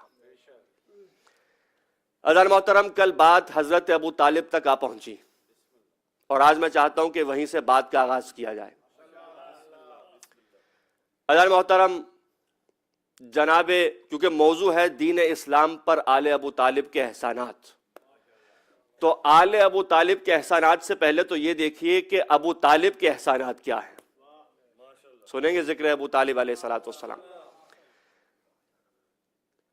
شیعہ قوم میں ایک خاص جذبہ اور ایک خاص محبت ہے ابو طالب سے متعلق. مجھے یاد ہے ہمارے ایک دوست ہیں، مولانا ہیں، نام لینا مناسب نہیں ہے، بڑا اہل سنت تھے، اب شیعہ ہو گئے، مولانا مجلس سے پڑھتے ہیں. تو ان سے جب پوچھا گیا کہ آپ نے شیعوں کے مجمع کو کیسا پایا، تو انہوں نے کہا کہ شیعوں میں پنجتن کی محبت تو مشہور ہے، مولا علی کی محبت، امام حسن امام حسین کی، اہل بیت کی محبت، ائمہ کی محبت تو مشہور ہے، لیکن کہتے ہیں کہ ابو طالب سے ایک خاص عقیدت ہے شیعوں کو. اور مجھے خود ذاتی طور پہ حضرت ابو طالب سے خاص لگاؤ اور خاص عقیدت ہے. بہت کم ہوتا ہے کہ میں پورا اشرا پڑھوں اس میں حضرت ابو طالب کا تذکرہ نہ ہو، کیونکہ بہت کم ممبروں سے ابو طالب کی شان بیان کی جاتی ہے. عزیزان محترم، احسان عربی میں اور ہوتا ہے اور اردو میں اور ہوتا ہے. اردو میں احسان کیا ہے، ہم نے گزشتہ رات عرض کیا، اگر آپ کسی کو اس کے حق سے زیادہ دیں تو یہ احسان ہے، اجرت سے زیادہ دیں تو احسان ہے، اور حق کے برابر دیں تو یہ عدل ہے. زیادہ دیں تو احسان ہے، یہ اردو والا احسان ہے. عربی میں احسان ہے حسن عمل، حسن سلوک. کوئی بھی اچھا عمل احسان ہے، حسن عمل ہو، حسن سلوک ہو، حسن کردار ہو. تو عربی میں وہ وزن نہیں ہے جو اردو میں ہے. لفظ احسان سے متعلق عرض کر رہا ہوں. یعنی آپ کہیں کہ آپ نے مجھ پہ احسان کیا، اس کا مطلب یہ ہے کہ آپ نے مجھے حق سے زیادہ دیا. لیکن اگر آپ عربی میں کہیں کہ آپ نے مجھ سے احسان کیا تو اس کا مطلب ہے کہ آپ نے بس حسن سلوک کیا، حسن عمل کیا.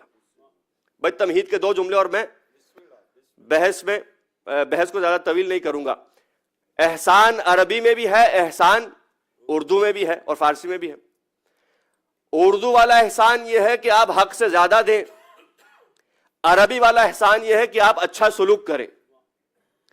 ابو طالب نے اسلام پر عربی والا احسان نہیں کیا. عرب ضرور ہے لیکن ابو طالب نے اسلام پر اردو والا احسان کیا ہے، یعنی اسلام کو اس کے حق سے زیادہ دیا جتنا جناب ابو طالب نے دیا. اب آئیے بات کو آگے بڑھاؤں. عزیزان محترم، اگر یہ بات واضح ہو جائے، تاریخ اسلام میں جناب ابو طالب کے اشعار ہیں، پورا ایک ذخیرہ جمع. علماء نے بالخصوص مرحوم علامہ امینی نے صاحب کتاب الغدیر، جو انہوں نے کتاب لکھی ہے، شاہکار کتاب ہے، 110 صحابہ سے حدیث غدیر کا اثبات کیا ہے. بالخصوص جو مکتبہ صحابہ کو ماننے والے ہیں، اس کتاب کو پڑھ کے حدیث غدیر کو رد نہ کر پائیں گے، کیونکہ اگر کوئی حدیث 1 2 3 صحابہ سے آ جائے تو قابل اعتماد ہے ان کے ہاں، چاہے جائے کہ 110 صحابہ سے آ جائے. ایک پورا باب باندھا ہے ایمان ابو طالب پہ اس کتاب میں. 11 جلدیں اس کی دستیاب ہے عربی میں، اور شاید کل 20 جلدیں ہیں، لیکن صرف اس وقت 11 جو ہے دستیاب ہیں، باقی شاید چھاپ نہیں ہوئی. کہا کہ ابو طالب کے ایمان پر ایک باب باندھا ہے، اور کہتے ہیں کہ تقریباً 3000 کے لگ بھگ کتابوں میں حضرت ابو طالب کے اشعار موجود ہیں، بلکہ ایک پورا دیوان ہے، دیوان ابو طالب. بھائی تھکے تو نہیں ہے ذکر ابو طالب سے؟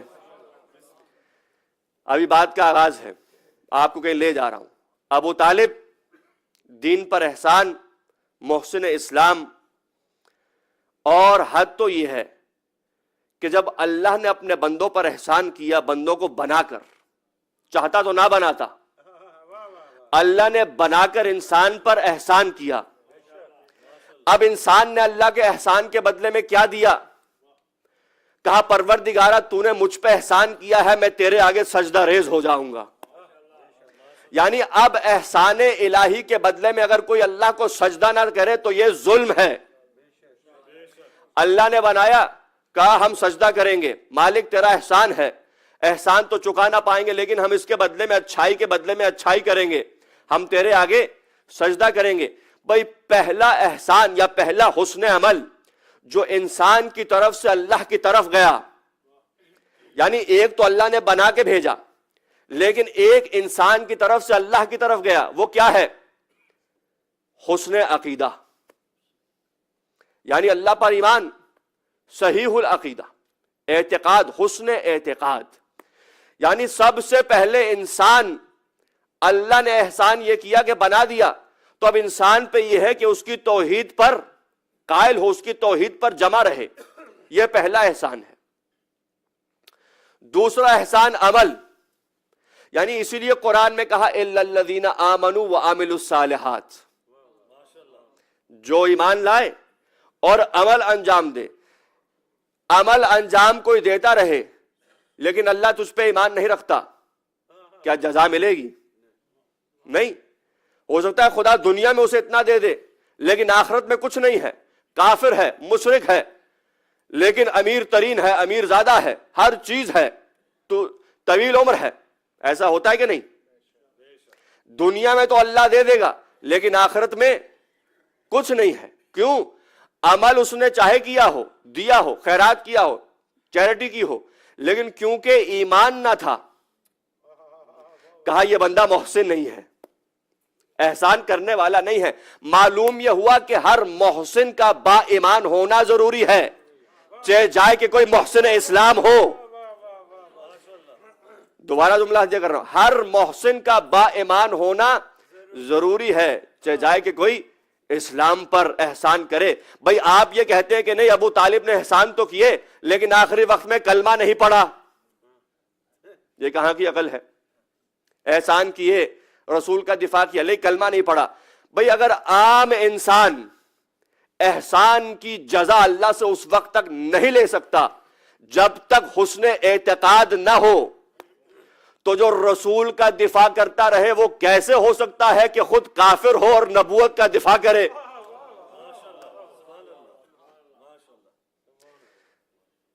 ابو طالب حل جزاء الاحسان الا الاحسان، کیا کہتے ہیں علامہ امینی؟ 3000 کے لگ بھگ اشعار ہیں کتابوں میں۔ مولا علی امیر المومنین کے اشعار بھی ہیں، دیوان علی منسوب ہے مولا علی سے، دیوان ابو طالب منسوب ہے حضرت ابو طالب سے، حتی علماء اہل سنت، طبری، نہج البلاغہ کی تفسیر لکھنے والا ابن ابو الحدید معتزلی، تاریخ ابن کثیر، تاریخ ابو الفدا، ان تمام اہل سنت مورخین نے حضرت ابو طالب کے اشعار کو نقل کیے ہیں۔ 2 سے 3 آپ کے سامنے پیش کرنا چاہتا ہوں، پھر فیصلہ آپ کے سامنے چھوڑتا ہوں کہ ایسا شعر کوئی مسلمان کہتا ہے یا کوئی کافر کہتا ہے۔ بھائی سنیں گے اشعار ابو طالب۔ جناب ابو طالب کا مشہور و معروف ایک شعر ہے، اہل سنت اور شیعہ کتب میں آیا ہے، جس میں جب جناب ابو طالب سے کہا گیا اے ابو طالب آپ اپنا بھانجا ہمارے حوالے کر دیں، کافر، مکے کے کافر آئے حضرت ابو طالب کے دروازے پہ، کہا کہ یہ تبلیغ کا سلسلہ نہیں چلے گا، ہمارے بتوں کو برا بھلا کہنا، ہمیں اپنے باپ دادا کے دین سے روکنا، آپ ایسے کریں، آپ زحمت مت کیجئے، آپ محمد ابن عبداللہ کو ہمارے حوالے کیجئے، باقی ہم دیکھ لیں گے۔ اس وقت جناب ابو طالب نے جلال میں آ کے ایک شعر پڑھا، کہا علم تعلمون انا وجدنا محمدا نبیا کموسیٰ خط فی اول الکتب، کہا اے دنیا والو، اے مکے والو، کیا تمہیں نہیں پتا کہ ہم نے محمد کو موسیٰ کی طرح نبی پایا ہے؟ اب آپ فیصلہ آپ کریں گے، میں بس شعر پڑھوں گا۔ علم تعلموا انا وجدنا محمدا نبیا کموسیٰ خط فی اول الکتب، کہا کہ تمہیں نہیں معلوم ہم محمد کو اسی طرح پا رہے ہیں جیسے رسول موسیٰ نبی تھے، اور یہ وہی ہیں جن کا تذکرہ پہلی آسمانی کتابوں میں آ چکا، یعنی یہ کوئی نئی بات نہیں ہے۔ ابو طالب یہ کہہ رہے ہیں کہ میں نبی بھی مانتا ہوں اور پہلی کتابوں پر بھی ایمان رکھتا ہوں۔ علم تعلموا ان وجدنا محمدا نبیا کموسیٰ خط فی اول کتب الیس ابونا ہاشم شد ازرہ، کیا میرا باپ ہاشم نہ تھا کہ جس نے اپنے بیٹوں کو مرتے وقت شمشیر زنی کی وصیت کی؟ جب انہوں نے کہا نا محمد کو ہمارے حوالے کر دو، جناب ابو طالب کو جلال آیا، پہلے تو اپنے ایمان کا اقرار کیا، پھر کہا سنو ہم ہاشم کے بیٹے ہیں، جنگ کی خستگی محسوس نہیں کرتے، بزدلی ہمارے دلوں میں نہیں ہے، جب بڑے بڑے دلاور بھاگتے تھے ہم جمے رہتے تھے۔ یا الہ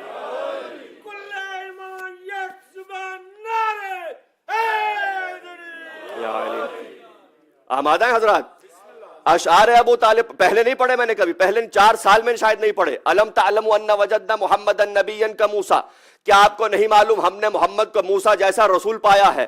پہلی کتابوں میں ان کا تذکرہ آ چکا، یعنی ابو طالب کی پہلی آسمانی کتابوں پر دقیق نگاہ تھی۔ اور اس کے بعد کہا کیا ہمارے باپ دادا ہاشم نہ تھے جنہوں نے تیغ زنی کی، شمشیر زنی کی وصیت کی؟ بھئی ہم کسی جنگ سے ڈرتے نہیں ہیں، ہم بھاگتے نہیں ہیں۔ اگر آمادہ ہے ایک جملہ یہاں پہ ہدیہ کرنا ہے، ہم جنگ کی خستگی محسوس نہیں کرتے، جب بڑے بڑے دلاور میدان چھوڑ کے نکل جاتے ہیں ہم ثابت قدم رہتے ہیں۔ اس کے بعد ایک جملہ کہا سنو، جب تک میری تلوار کی دھار کاٹ تیز ہے، میں اس وقت تک جب تک میں محمد پہ قربان ہو کے دفن نہ ہو جاؤں اپنا بھتیجا حوالے نہ کروں گا۔ بھئی یہاں جملہ ہدیہ کر رہا ہوں، اگر علی اسد اللہ ہے تو یہ شیر خدا کا باپ ہے۔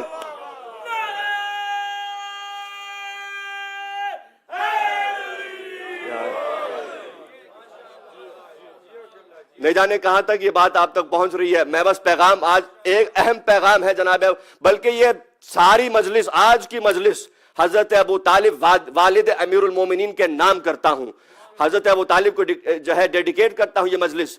کہا کہ میں ہاشم کا بیٹا، ہاں فرزندان ہاشم ہیں، ہم نسل ہاشم سے ہیں، ہمیں ہمارے باپ دادا نے تیغ زنی کی وصیت کی، ہم میدان سے بھاگتے، یعنی کہنا یہ چاہ رہے تھے کہ اگر تم مکے والے ہم سے جنگ بھی کرو گے تو ہم لڑتے رہیں گے۔ شیر خدا کے بابا ہیں۔ اور جملہ ہدیہ کروں، بھئی شیر کا باپ بھی آخر شیر ہی ہوتا ہے۔ کہا کہ ہم آخری دم تک لڑیں گے، پورا مکہ ہے۔ اب آپ یہ ذہن میں رہے، جناب ابو طالب بھی قریش سے ہیں، سید البطحاء ہیں، مکے کے سید و سردار ہیں، اس کے باوجود اپنے بھتیجے کی خاطر پورے شہر سے لڑنے کے لیے آمادہ ہیں، رشتہ داریوں کو توڑنے کے لیے آمادہ ہیں، مکے والوں سے دشمنی مول لینے کے لیے آمادہ ہیں، لیکن ہم جب تک زندہ ہیں حوالے نہیں کریں گے۔ ایک تو یہ، ایک اور شعر اگر سننا پسند فرمائیں گے، ابو طالب نے اپنے اس شعر میں، اور یہ علامہ مینی نے کتاب الغدیر میں اس شعر کو نقل کیا ہے، ابو طالب نے اس شعر میں کچھ قسمیں کھائی ہیں، اور قرآن میں اللہ نے بھی قسمیں کھائی ہیں۔ کتنا ابو طالب کا اللہ سے مزاج ملتا ہے۔ کیا قسم کھائی؟ اب سنیے گا۔ کہا، جب کہا نا نہیں حوالے کیجئے، کہا مجھے قسم ہے غار ہرا میں چڑھنے اور اترنے والے احمد کی۔ پتہ نہیں آمادہ ہے کہ سب میرا ساتھ دیں گے۔ قسم ہے مجھے کوہ ہرا پہ چڑھنے اور اترنے والے محمد کی، یعنی کوہ ہرا یعنی غار ہرا سے بھی واقف ہے، غار ہرا میں کیا ہوا اس سے بھی واقف ہے۔ اور اس کے بعد کہا قسم ہے مجھے اس پاک و پاکیزہ گھر کی، کعبے کی۔ بھئی کعبے کی قسم کھائی، قسم ہے مجھے کعبے کی پاک و پاکیزہ گھر کی۔ پھر اگلا جملہ کہا قسم ہے مجھے اس خدا کی جو کسی چیز سے غافل نہیں۔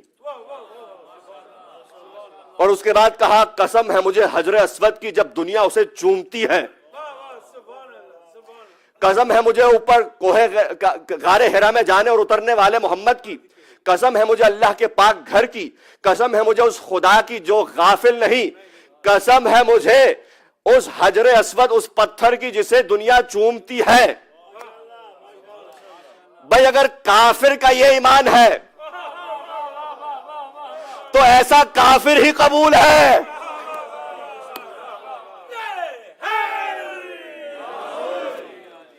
بھائی مجھے حیرت ہے ان تمام اشعار کو اہل سنت مورخین نے لکھا، اس کے باوجود بخاری کا راوی کہتا ہے کہ رسول آئے، ابو طالب، یہ ان کی روایت ہے ہماری نہیں ہے، رسول آئے، ابو طالب بستر مرگ پہ ہیں، بالکل وفات کے قریب ہیں۔ رسول نے کہا چچا جان کلمہ پڑھ لیجئے، آپ کو بچا لیں گے، شفاعت کر دوں گا، جنت میں مقام بنا دوں گا۔ آپ کو برزخ میں گھر عطا کر دوں گا، آپ بس کلمہ پڑھ لیں. اور بخاری کا راوی کہتا ہے کہ پلٹ کر رسول خدا کے چچا نے کہا بیٹا آپ سے لاکھ محبت، لیکن میں اپنے باپ دادا کے دین پہ مرنا چاہتا ہوں. یعنی یہ تمام قسمیں کھائیں. کہا میں محمد کو رسول موسیٰ جیسا رسول و نبی مانتا ہوں، پہلی کتابوں پہ بھی نظر ہے، اور یہاں تک نبوت کا دفاع کروں گا. آپ نے دیکھا نا جب کل ہم نے لاوی کا تذکرہ کیا، نبی کا دفاع کیا، کہا یہاں تک بھائی لاوی تو مجبور تھا، لاوی نے بس یہ کہا کہ مارو مت. ابو طالب کہتا کہ مجھے مار دو نہیں دوں گا. کہا کہ بھئی یہ تمام قسمیں کھا کے بخاری کا راوی یہ کہتا ہے کہ نہیں، کہہ گئے کہ ہم اپنے باپ دادا کے دین پہ ہیں، آپ سے محبت ہے، آپ کا دفاع کیا. حیرت ہے مجھے ایسی عقل پر. مفتی صاحب کی عقل پہ حیرت ہے جو کہتے ہیں نہیں ابو طالب کا کلمہ ثابت نہیں ہے. گھبرا تو نہیں گئے؟ جملہ ہدیہ کر رہا ہوں.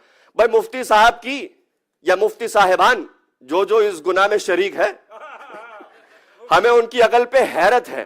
یہ تمام چیزیں آپ کے مورخین نے نقل کر دی اور ان کے بعد آپ کہتے ہیں کہ کلمہ پڑھا نہیں تھا، کلمہ ثابت نہیں ہے، لا الہ الا اللہ کے جملے جو ہے اپنی زبان سے ادا نہیں کیے.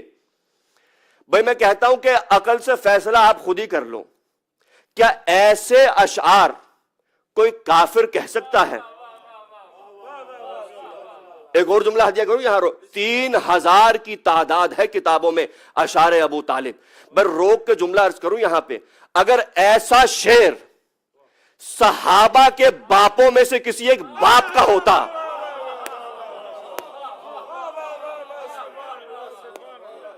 ایک شعر 3000 چھوڑ دے، 3 چھوڑ دے، ایسا ایک شعر ہوتا تو بھی ان کے نام کے ڈنڈورے پیٹے جاتے. یہ شعر فلاں صاحب نے کہا تھا، بھئی ان کے بابا کا تو یہ شعر ہے. ابو طالب کے 3000 شعر پڑھ کے بھی کہتے ہو کلمہ کہا. بھئی مفتی صاحب تیری عقل پہ حیران، عقل سے فیصلہ کرو، مان لے ایسا شعر کوئی کافر نہیں کہہ سکتا، مان لے، ورنہ میں مان جاؤں گا تیری عقل کے طوطے اڑ گئے.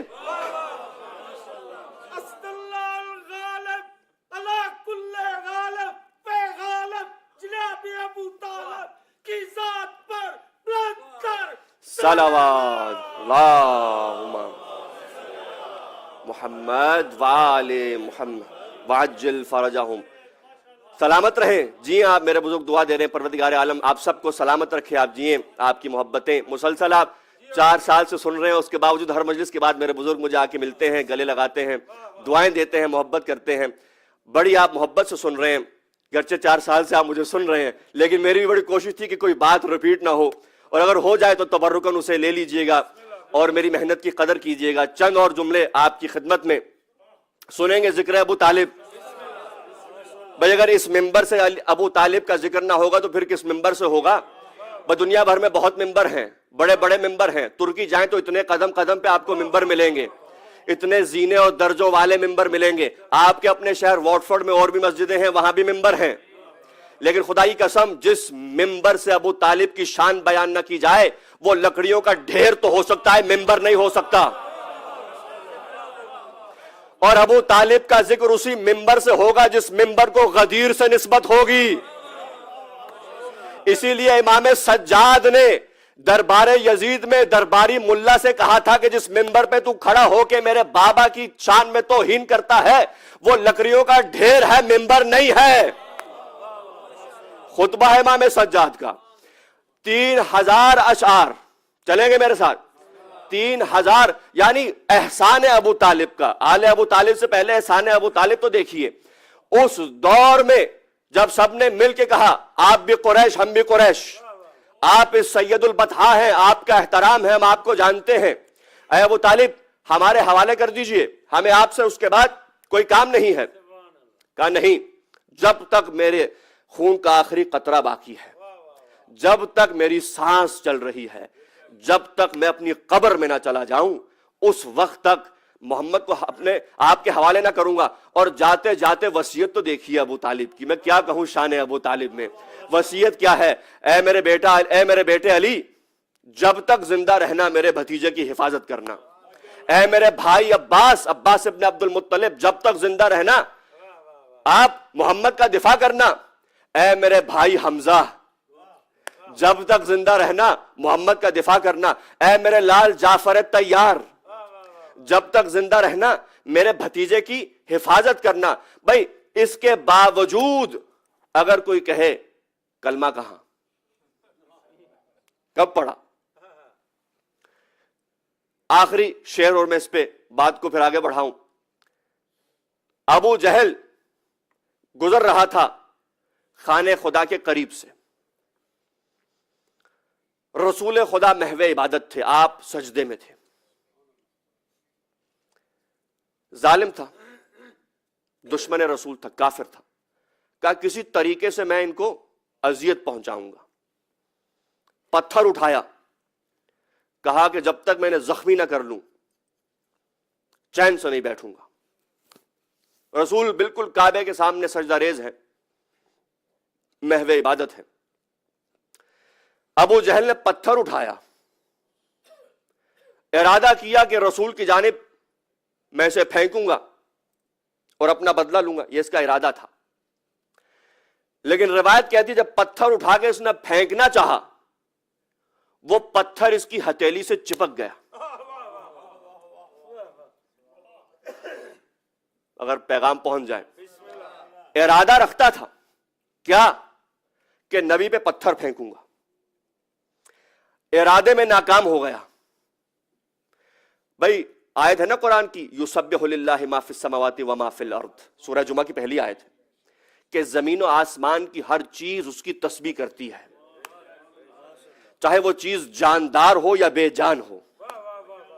یسبح للہ ما فی السماوات و ما فی الارض, ما مطلق یعنی ہر چیز, یہ نہیں کہ جو جاندار ہے وہی تسبیح کرے گا, جو بے جان ہے وہ بھی اللہ کی تسبیح کر رہا ہے, اور جو اللہ کی تسبیح کرتا ہے وہ اللہ کے نبی کو اذیت نہیں پہنچاتا. بھائی بے جان پتھر تھا لیکن جانتا تھا یہ میرا نبی ہے. ارادہ ناکام ہوا, اپنے ارادے میں رہ گیا, ارادہ اس کی فعلیت تک نہ پہنچا. بھائی پتھر بے جان. بھائی یہاں ایک پتھر ابو جہل نے اٹھایا اور ایک پتھر محمد نے اٹھایا. بھائی جو پتھر ابو جہل کے ہاتھ میں تھا وہ چپک گیا اور اس نے بتا دیا بے جان ضرور ہوں لیکن محمد کا مطیع ہوں. لیکن وہی پتھر جب محمد کے ہاتھ میں آئے تو کہا السلام علیکہ یا رسول اللہ, اے اللہ کے حبیب آپ پر سلام ہو. بھئی بے جان پتھر بھی اپنے مولا کا مطیع ہوتا ہے. محمد اٹھائے تو سنگریز کلام کرے, خیبر میں علی ارادہ کرے تو علم پتھر میں گاڑ دے.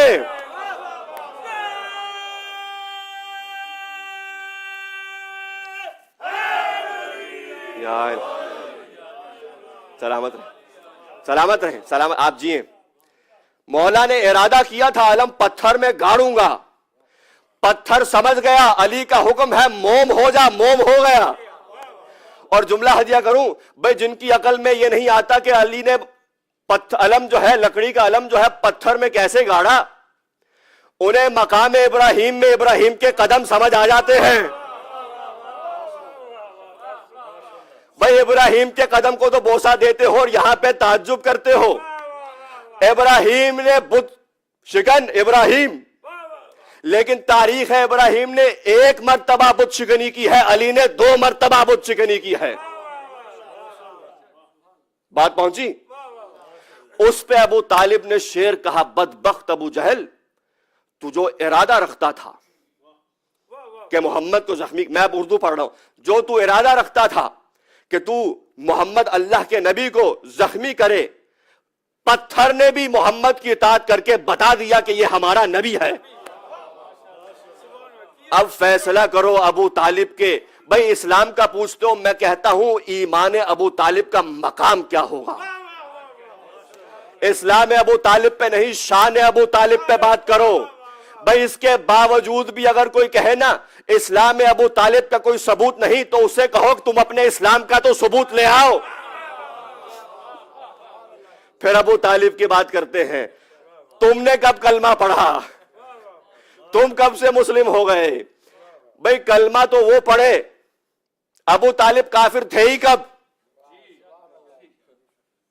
مکے میں قحط سالی ہے، سب نے مکے والوں نے کہا کہ ابو طالب کو بلایا جائے کعبے کے پاس، قحط سالی ہے، خشکی ہے، وادیاں خشک ہیں، فصلیں تباہ ہیں، حتیٰ پینے کے پانی میں کمی ہے۔ حضرات تھکے تو نہیں ہیں؟ سنیں گے ابھی چند جملے، محرم کے 10 دن ہیں، آپ سن لیجئے، انشاءاللہ برداشت کر لیجئے۔ کہا ابو طالب کو بلاؤ، خشکی ہے، قحط سالی ہے۔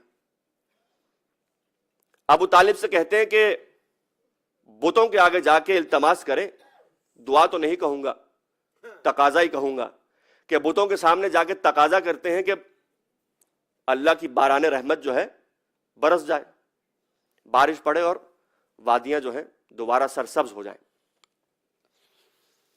ابو طالب نے کہا ٹھیک ہے تم جاؤ، کل میں آؤں گا۔ ابھی رسول کا بچپنا ہے، اور یہ جملہ ذہن میں رہے، ابھی اعلان نبوت نہیں ہوا۔ سب جمع ہو گئے، کفار قریش، بڑے بڑے سردار، ڈیروں کے وڈیرے، سب جمع ہو گئے۔ تھوڑی دیر میں کیا دیکھا کہ ایک فاصلے پہ حضرت ابو طالب آ رہے ہیں۔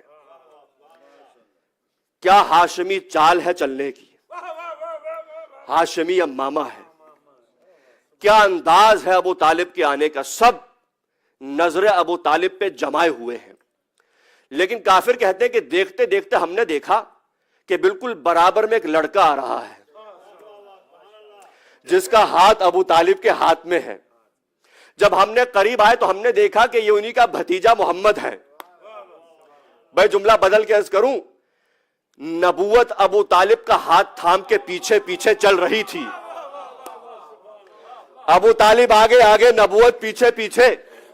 اب جب کعبے کے قریب آئے، روایت کہتی ہے کعبے کے ابو طالب اتنا قریب آئے کہ ایک ہاتھ کعبے پر رکھ دیا اور اس کے بعد اپنے نواسے کو سامنے کیا، دونوں ہاتھوں سے اپنے نواسے کو اٹھایا، کیونکہ ابھی بچپنا ہے، چھوٹے ہیں، توجہ ہے میرے ساتھ، اپنے ہاتھوں سے محمد کو اٹھایا، یہاں تک کہ محمد کی پشت کو کعبے سے لگا دیا، یا میں جملہ پلٹ کے یوں کہوں، کعبے کی دیوار کو مہر نبوت سے مس کر دیا، اور اس کے بعد دعا کی پروردگارہ تجھے محمد کا واسطہ، ابھی نہ اسلام ہے، نہ اعلان ہوا ہے، نہ کوئی دعا کا فلسفہ ہے، اور نہ ہی کوئی واسطہ ہے۔ کہا پروردگارہ تجھے ابو طالب واسطہ دے رہا ہے محمد کا، تجھے اس کا واسطہ بارش ہو جائے۔ مکے کے کافر کہتے ہیں بھی دعا ختم نہ ہوئی تھی، ایک بادل کا ٹکڑا نہ تھا، بادل جمع ہوئے، گرجنے لگے، بارش برس، وادیاں پانی سے بھر گئیں۔ ذرا غور کیجئے گا، کافر ہیں ابو طالب، دعا کر رہے ہیں، رسول کو اپنے اور کعبے کے درمیان رسول کو رکھا ہوا ہے۔ اگر کعبہ مرکز توحید ہے تو ابو طالب بتا رہے ہیں اس وقت تک توحید نہیں جب تک محمد نہیں۔ اٹھا کے دعا کی۔ اب آپ دیکھیے دعا کرنے والا کون ہے؟ ابو طالب۔ دعا کہاں ہو رہی ہے؟ کعبے میں۔ دعا میں وسیلہ کون ہے؟ اور دعا کو سننے والا کون ہے؟ بیدار ہو کے بھائی، دعا کرنے والا ابو طالب، دعا سننے والا اللہ، دعا کی جائے دعا کعبہ، کعبۃ اللہ، اور واسطہ دعا محمد۔ تو ابو طالب نے بتا دیا، اسلام سے پہلے ابو طالب نے بتا دیا میں بس اسلام کا نہیں، دعاؤں میں وسیلے کا بھی قائل ہوں۔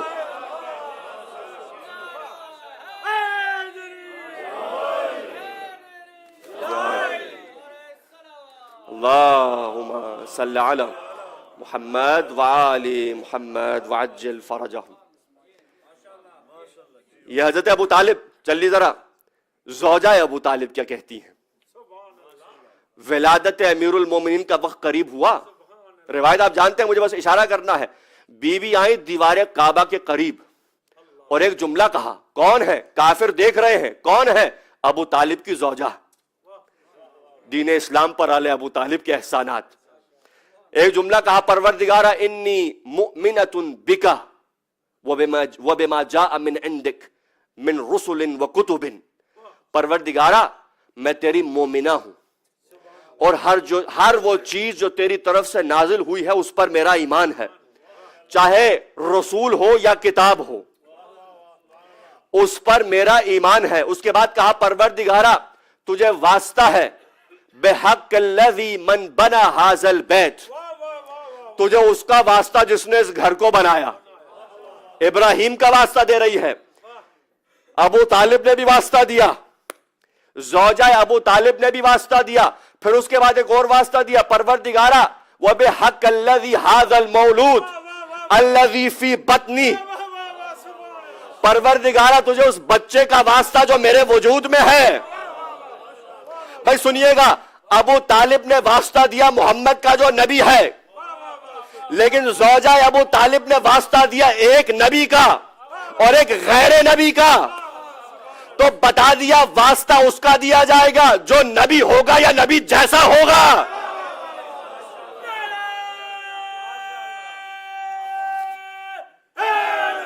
یا علی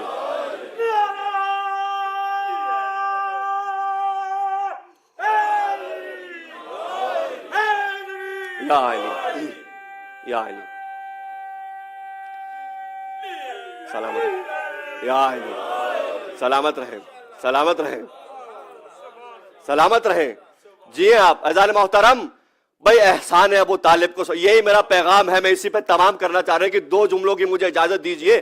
اب آپ اس انداز میں سن رہے ہیں، ویسے میرا ارادہ نہیں تھا پہلی 2-3 مجلسوں میں اتنا میرا زور لگ جائے، پہلی 3 مجلس تمہیدی ہوتی ہیں، لیکن آپ نے جس انداز سے سنا میرا بھی جی چاہا کہ میں بھی پھر پڑھتا جاؤں، اور اوپر سے جب ذکر شیر خدا کے شیر باپ کا ہو تو پھر مشکل ہو جاتا ہے اپنی بات کو روکنا۔ بھائی ایسے اشعار ابو طالب کی کتابوں میں موجود ہیں، ایک شعر کسی اور سے منسوب ہو جائے، اس کے بعد بھی اگر کوئی ہمیں کہے کہ یہ تو ابو طالب کے معاملے میں غلو کرتے ہیں، یہ تو غالی ہیں، یہ تو حد سے بڑھا دیتے ہیں، تو ان کی خدمت میں یہ جملہ پیش کر رہا ہوں کہ ہم سچے فضائل پڑھ کے غالی ہوتے ہیں، تم جھوٹی فضیلتیں گھڑ کے شیخ الاسلام بن جاتے ہو۔ یہ کہاں کا عدل ہے، یہ کہاں کا انصاف ہے؟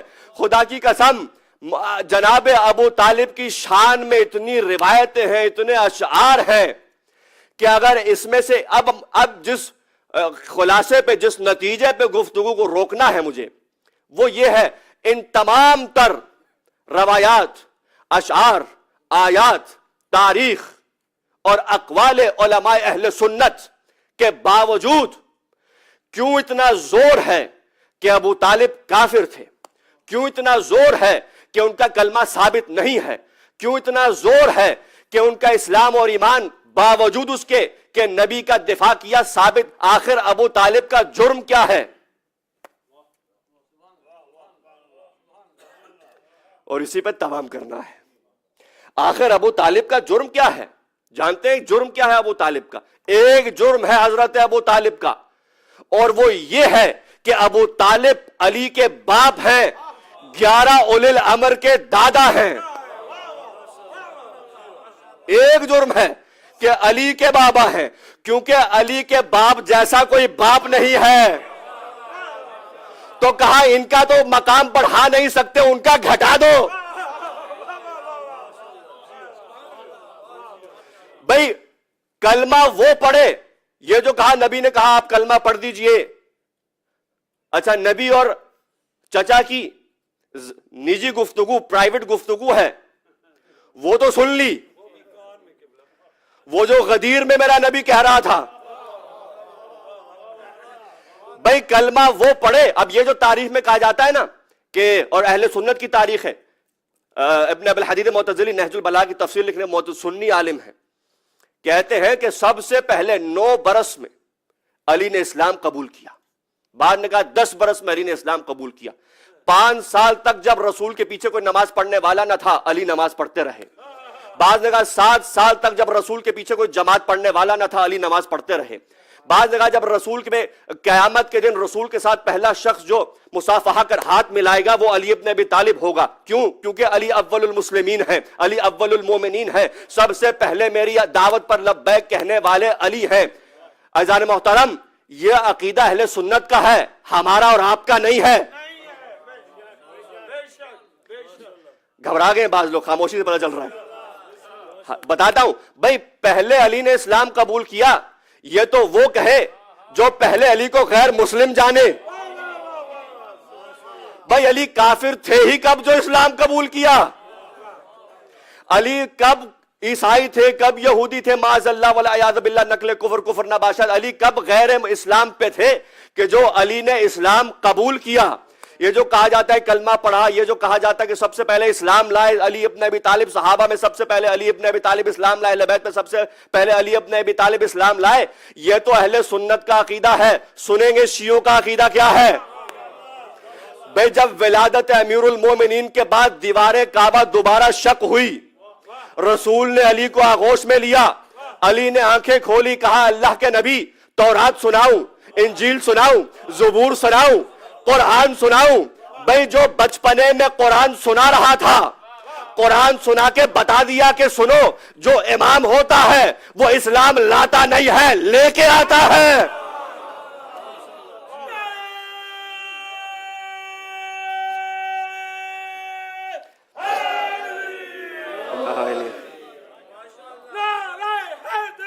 یا علی یا علی یا علی مدد حق حیدر. بات واضح ہوئی بھئی, یہ پیغام میں آپ تک پہنچا تاکہ بھولے نہ آپ یہ قیامت تک کے لیے. ہم نہیں مانتے علی سب سے پہلے اسلام لائے, وہ اور ہوں گے جو اسلام لائے ہیں. علی وہ جو لے کے آیا ہے, بھئی وہ اور ہوں گے. مقایسہ غلط لوگوں سے ہو رہا ہے. بس آخری جملہ, اور اسی سے میں مجھے زیادہ زحمت نہیں, باقی انشاءاللہ باتیں کل آپ کی خدمت میں. عزیزان محترم, پہلی نماز پہلی جماعت کی تاریخ بھی سن لیجیے, اور اسی پہ تمام ہو رہی ہے بات. پہلی جماعت, رسول خدا نے کہا اے علی میں جماعت کر, اہل سنت کی روایت ہے, ہماری نہیں ہے, اے علی, لیکن میں پھر بھی پڑھ رہا ہوں, اے علی میں جماعت کرنے والا ہوں, کیا آپ میری جماعت میں شریک ہوں گے؟ تو اہل سنت مورخین نے لکھا کہ مولا علی نے کہا یا رسول خدا مجھے اعتراض نہیں, لیکن اجازت ہو تو میں اپنے بابا ابو طالب سے اجازت لے لوں. اب اللہ کے نبی نے کیا کہا یا علی جائیے, آپ کے بابا منع نہیں کریں گے. سن رہے ہیں, منع نہیں کریں گے. علی آئے, کہا بابا جان رسول خدا جماعت کرانا چاہتے ہیں, اجازت ہے میں ان کے پیچھے نماز پڑھوں؟ علماء اہل سنت نے لکھا کہ پلٹ کر ابو طالب نے جواب دیا, کہا یا علی یاد رکھنا میرا بھتیجا اللہ کا امین ہے, ان کا ساتھ دینا, ان کے دین پہ رہنا, ان کی حمایت کرنا. علی آئے, اجازت ملی تو علی آئے. اہل سنت کی روایت ہے, نتیجہ دے رہا ہوں. بھائی امامت جس سے نماز کی اجازت لے, چلے گئے ہیں, پتہ نہیں کہاں چلے گئے ہیں. دوبارہ, امامت جس سے نماز پڑھنے کی اجازت لے اسے ابو طالب کہتے, یعنی جس کی اجازت کے بغیر علی نماز نہ پڑھے وہ ابو طالب, اور جس کی اجازت کے بغیر سورج ڈوبے نہ وہ علی. پہلی جماعت, سنیے گا جملہ تمام, مجلس تمام, پہلی جماعت رسول خدا کھڑے ہو گئے, علی دائیں جانب, اب نماز ہو رہی ہے. کچھ ہی دیر میں جناب ابو طالب اپنے فرزند جعفر طیار کے ساتھ گزرے. بھائی تاریخ ہے پہلی اسلام کی پہلی جماعت, شاید بزرگوں نے سنا ہو لیکن بچوں نے شاید نہ سنا ہو. بھائی پہلی جماعت کھڑی ہو گئی, ابو طالب گزرے, جعفر طیار بھی ساتھ ہیں. بھائی جیسے ہی ابو طالب نے محمد اور علی کو دیکھا, کہا جعفر علی دائیں جانب ہے تو تم بائیں جانب کھڑے ہو کے نماز پڑھو. بھائی جو اپنے بیٹوں کو بھی جماعت میں شامل ہونے کی طرف رغبت دے. بھئی اب آپ دیکھیے پہلی جماعت ہے, پڑھانے والا محمد, یا میں بدل کے کہوں پڑھانے والا ابو طالب کا بھتیجا ہے, پڑھنے والے ابو طالب کے بیٹے ہیں, اور جماعت کا محافظ خود ابو طالب ہے.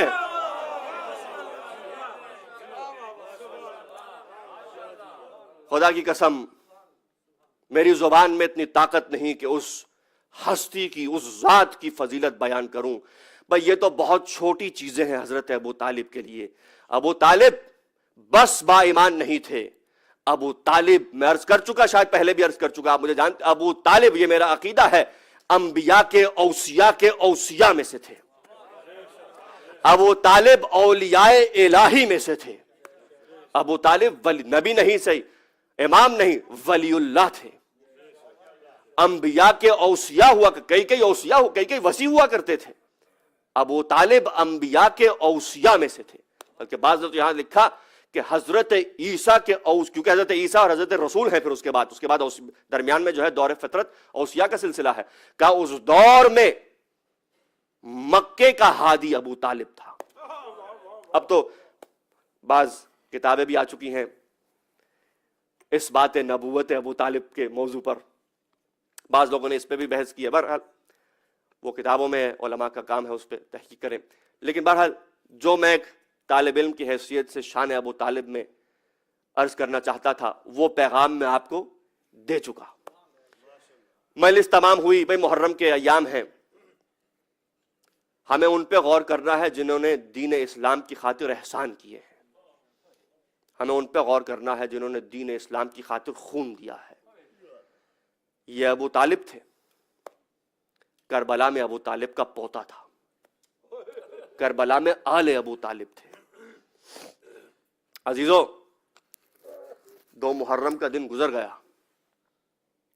3 محرم کی رات آ گئی.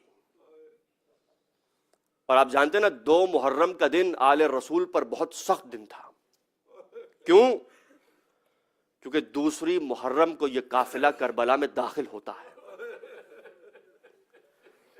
عزاداروں بہت سخت جملے ہیں. جیسے ہی یہ قافلہ کربلا کی سرزمین میں داخل ہوا نا تو میرے مولا حسین کا زلجنا رک گیا. حسین نے جتنی کوشش کی کہ یہ جانور چلے، لیکن یہ جانور بے زبان ضرور تھا لیکن مولا کا وفادار تھا. نہیں حرکت نہیں کی، نہیں چلا. مقاتل میں ملتا ہے میرے مولا نے اتر کے گھوڑا بدلا، لیکن مجال ہے کہ کوئی بھی گھوڑا حسین کو حسین کی موت تک لے جائے. بس عزیزو، میرے مولا نے کہا بلایا جائے بنی اسد کے افراد کو. کہا بتاؤ اس جگہ کا نام کیا ہے؟ کسی نے کہا اس جگہ کا نام غازریہ ہے. کہا اس کا کوئی اور نام بھی ہے؟ تو کہا ہاں اس کا نام نینوا ہے. تو پھر مولا نے کہا کیا کوئی اور نام بھی ہے؟ تو کسی نے کہا اس کا نام کرب و بلا ہے. جب اتنا سننا تھا نا تو مولا نے ایک جملہ کہا، اعوذ باللہ من کرب و بلا، پروردگارہ تیری پناہ کرب و بلا سے. بھئی اتنا کہنا تھا، یہ آواز ایک بہن کے کانوں تک چلی گئی. بھئی زینب نے اپنا دل تھام لیا. کہا بھیا کیا معاملہ ہے؟ مجھے اس جگہ سے خوف سا آتا ہے، مجھے اس جگہ پہ وحشت سی ہو رہی ہے. بھیا ذرا جلدی اس مقام کو چھوڑ کے آگے نکل جائیں. کہا بہن زینب نہیں. بھئی مقتل میں عجیب جملہ ہے. مولا نے خاک کربلا سے کچھ مٹی اٹھائی، پہلے خود سونگھی پھر اپنی بہن کو سونگھائی. بھئی جیسے ہی زینب نے سونگا نا ایک جملہ کہا، بھیا میرا دل پھٹنے والا ہے، اس مٹی سے آپ کے لہو کی خوشبو آ رہی ہے، بھیا جلدی سے کربلا سے چلیے. لیکن ایک جملہ کہا مولا عباس نے کہ زینب کی آنکھوں سے آنسو بہنے لگے. کہا بہن زینب یہی وہ مقام ہے، ہا ہونا محل قبورنا. کہا زینب یہیں پہ حسین کی قبر بنے گی. عباس ہماری منزل آ گئی، سامان کو اتار دو، خیمے نصب کرو. ہاں ہون اے عباس، اے میرے بنی ہاشم کے جوانوں، اے بہن زینب، یہاں پہ ہمارے مرد کٹ کے گریں گے، یہاں پر ہمارے بچے یتیم ہوں گے. پھر مولا ایک ایک جگہ کی طرف رخ کرتے ہیں، کہتے ہیں یہاں میرے کڑیل جوان کو برچھی لگے گی، یہاں میرا قاسم پامال ہوگا، اور یہاں میرا 6 مہینے کا خون میں نہایا ہوا. اجرکم علی اللہ، اجرکم علی اللہ. بھئی زینب کی آنکھوں سے آنسو بہنے لگے. کہا بہن اب وہ وقت آ گیا, اسی سرزمین پہ میں آپ سے جدا ہوں گا, اسی سرزمین پہ میری اور آپ کی الوداعی ہوگی. بس یہ کربلا, بھئی کربلا کی منزل قریب ہو گئی, لیکن کربلا تیار ہے, لیکن کربلا کی شہادت سے پہلے آئیے ذرا اس مظلوم کو یاد کریں جو مقصد کربلا کا پہلا شہید ہے, شہید کوفہ. بھئی جسے مولا حسین نے کربلا کے مقصد کے لیے تیار کر کے بھیجا تھا. سنیں گے, بہت بڑے عالم علامہ اظہر حسن زیدی صاحب کا جملہ ہے, مصائب میں پڑھا کرتے تھے, کہتے تھے کوفہ مسلمانوں سے بھرا ہوا تھا لیکن اس کے باوجود مسلم فقط ایک تھا. کتنا تنہا تھا. جب بھیجا نا میرے مولا نے, کہا انی باعث علیکم ثقتی اخی وابن عمی, کہا میں تمہارے درمیان ایک ایسا بھیج رہا ہوں جو میرا بھائی بھی ہے, میرا چچا زاد بھی ہے, اور میرے لیے قابل اعتماد بھی ہے. کتنا اعتماد تھا مسلم پر جناب سید الشہداء کو. بھئی ذرا دیکھیے, مسلم بیعت کی 40,000 افراد نے. آپ غور تو کیجئے غربت مسلم پر. مسلم آئے, سب سے پہلے مہمان ہے جناب مختار کے. کوفے کے حالت بدلی, حالات بدل گئے. مختار قید خانے میں, جناب مسلم گئے جناب ہانی ابن عروہ کے گھر میں. ہانی کا سر تن سے جدا کر دیا گیا. مسلم تنے تنہا مسجد میں آئے. بھئی کچھ افراد مقتل میں ہے, روایات میں ہے کہ کچھ ہزاروں کی تعداد تھی مسلم کے پیچھے نماز پڑھ رہی. نماز ختم ہوئی, مسلم تنے تنہا. اب تنے تنہا ایک غریب مسافر کہاں جائے؟ خستہ حالت میں مسلم ایک گھر کے باہر بیٹھ گئے. بھئی آپ مصائب جانتے ہیں, 2 جملے مجھے اجازت دیجئے. بھئی توعہ گھر سے باہر نکلی, کہا اے اجنبی, کوفے کے حالات خراب ہیں, تمہیں گھر جانا چاہیے. کہا اے کنیز خدا, میں بہت پیاسا ہوں, اگر چند قطرے پانی مل جاتا. واپس گئی, پانی لے کے جناب مسلم کو دیا. جناب مسلم نے پانی پیا, گھر چلی گئی. تاریخ کہتی ہے اس کا بیٹا گھر نہیں آیا تھا. پریشانی میں گھر سے باہر آئی اپنے بیٹے کی راہ تکنے, تو کیا دیکھا مسلم ابھی بھی بیٹھے ہیں. تو کہا اے اجنبی, ہر شخص کو اس وقت اپنے گھر جانا چاہیے اور تیرا میرے گھر کے باہر بیٹھنا مناسب نہیں ہے. تو جناب مسلم نے کہا اے کنیز خدا بتا, جس کا کوئی گھر نہ ہو وہ کس گھر میں جائے؟ میں مسافر ہوں, میں غریب ہوں. کہا گھبرا گئی, کہا بتائیے آپ کون ہیں؟ تو پلٹ کے جناب مسلم نے کہا انا سفیر الحسین, میں حسین کا بھیجا ہوا. بھائی اتنا سننا تھا, مومنہ تھی. کہا آقا آپ میرے حسین کے سفیر ہیں, یہ آپ کا گھر ہے, آپ آئیے. بھائی خلاصہ مسلم اندر چلے گئے, ایک حجرے میں مصلی بچھا لیا, ساری رات مسلم نے عبادت کی. بھائی روئیے گا مسلم پہ, حسین نے گریہ کیا تھا مسلم پہ. ساری رات عبادت میں گزری. صبح کا وقت قریب ہوا, گھوڑوں کی ٹاپوں کی آواز آئی. مسلم نے مصلی اٹھا دیا, تلوار نکال لی. کہا آقا کہاں جا رہے ہیں؟ آپ کو اس وقت گھر میں رہنا چاہیے. بھائی سنے گا مسلم نے کیا کہا؟ کہا نہیں, میں ہاشمی ہوں, میری غیرت برداشت نہ کرے گی کہ میرے لیے یہ سب تیرے گھر میں داخل ہو جائیں. میں کہوں گا مولا آقا مسلم آپ کی غیرت کو سلام, لیکن 11 محرم کو جب زینب کے خیمے میں آگ لگی تھی, میرا بیمار مولا دیکھ رہا تھا, ظالم خیموں میں داخل ہو گئے. کسی نے چادر کو چھینا, کسی نے گوشوارے چھینے. ہائے میرا آقا سجاد. بھئی تمام ہو گئی مجلس. 2 جملے مجھے اجازت دیجئے. بھئی مسلم کی شہادت کا واقعہ آپ جانتے ہیں, خلاصہ کروں. مسلم کو گرفتار کیا گیا, بڑی شجاعت سے لڑے تھے. بھئی ہزاروں کا لشکر تھا, ایک مسلم قابو میں نہیں آ رہا تھا. کہتے تھے ابن زیاد سے فوج بھیجو. کہا 500 کا لشکر بھیجا ہے, ایک مسلم قابو میں نہیں آتا, کیا کرے؟ یہ کوئی عام شخص نہیں ہے, یہ ہاشمی شیر ہے, اس کا تعلق بنی ہاشم سے ہے, یہ علی اور جعفر تیار کے خاندان. کہا کیا کرے؟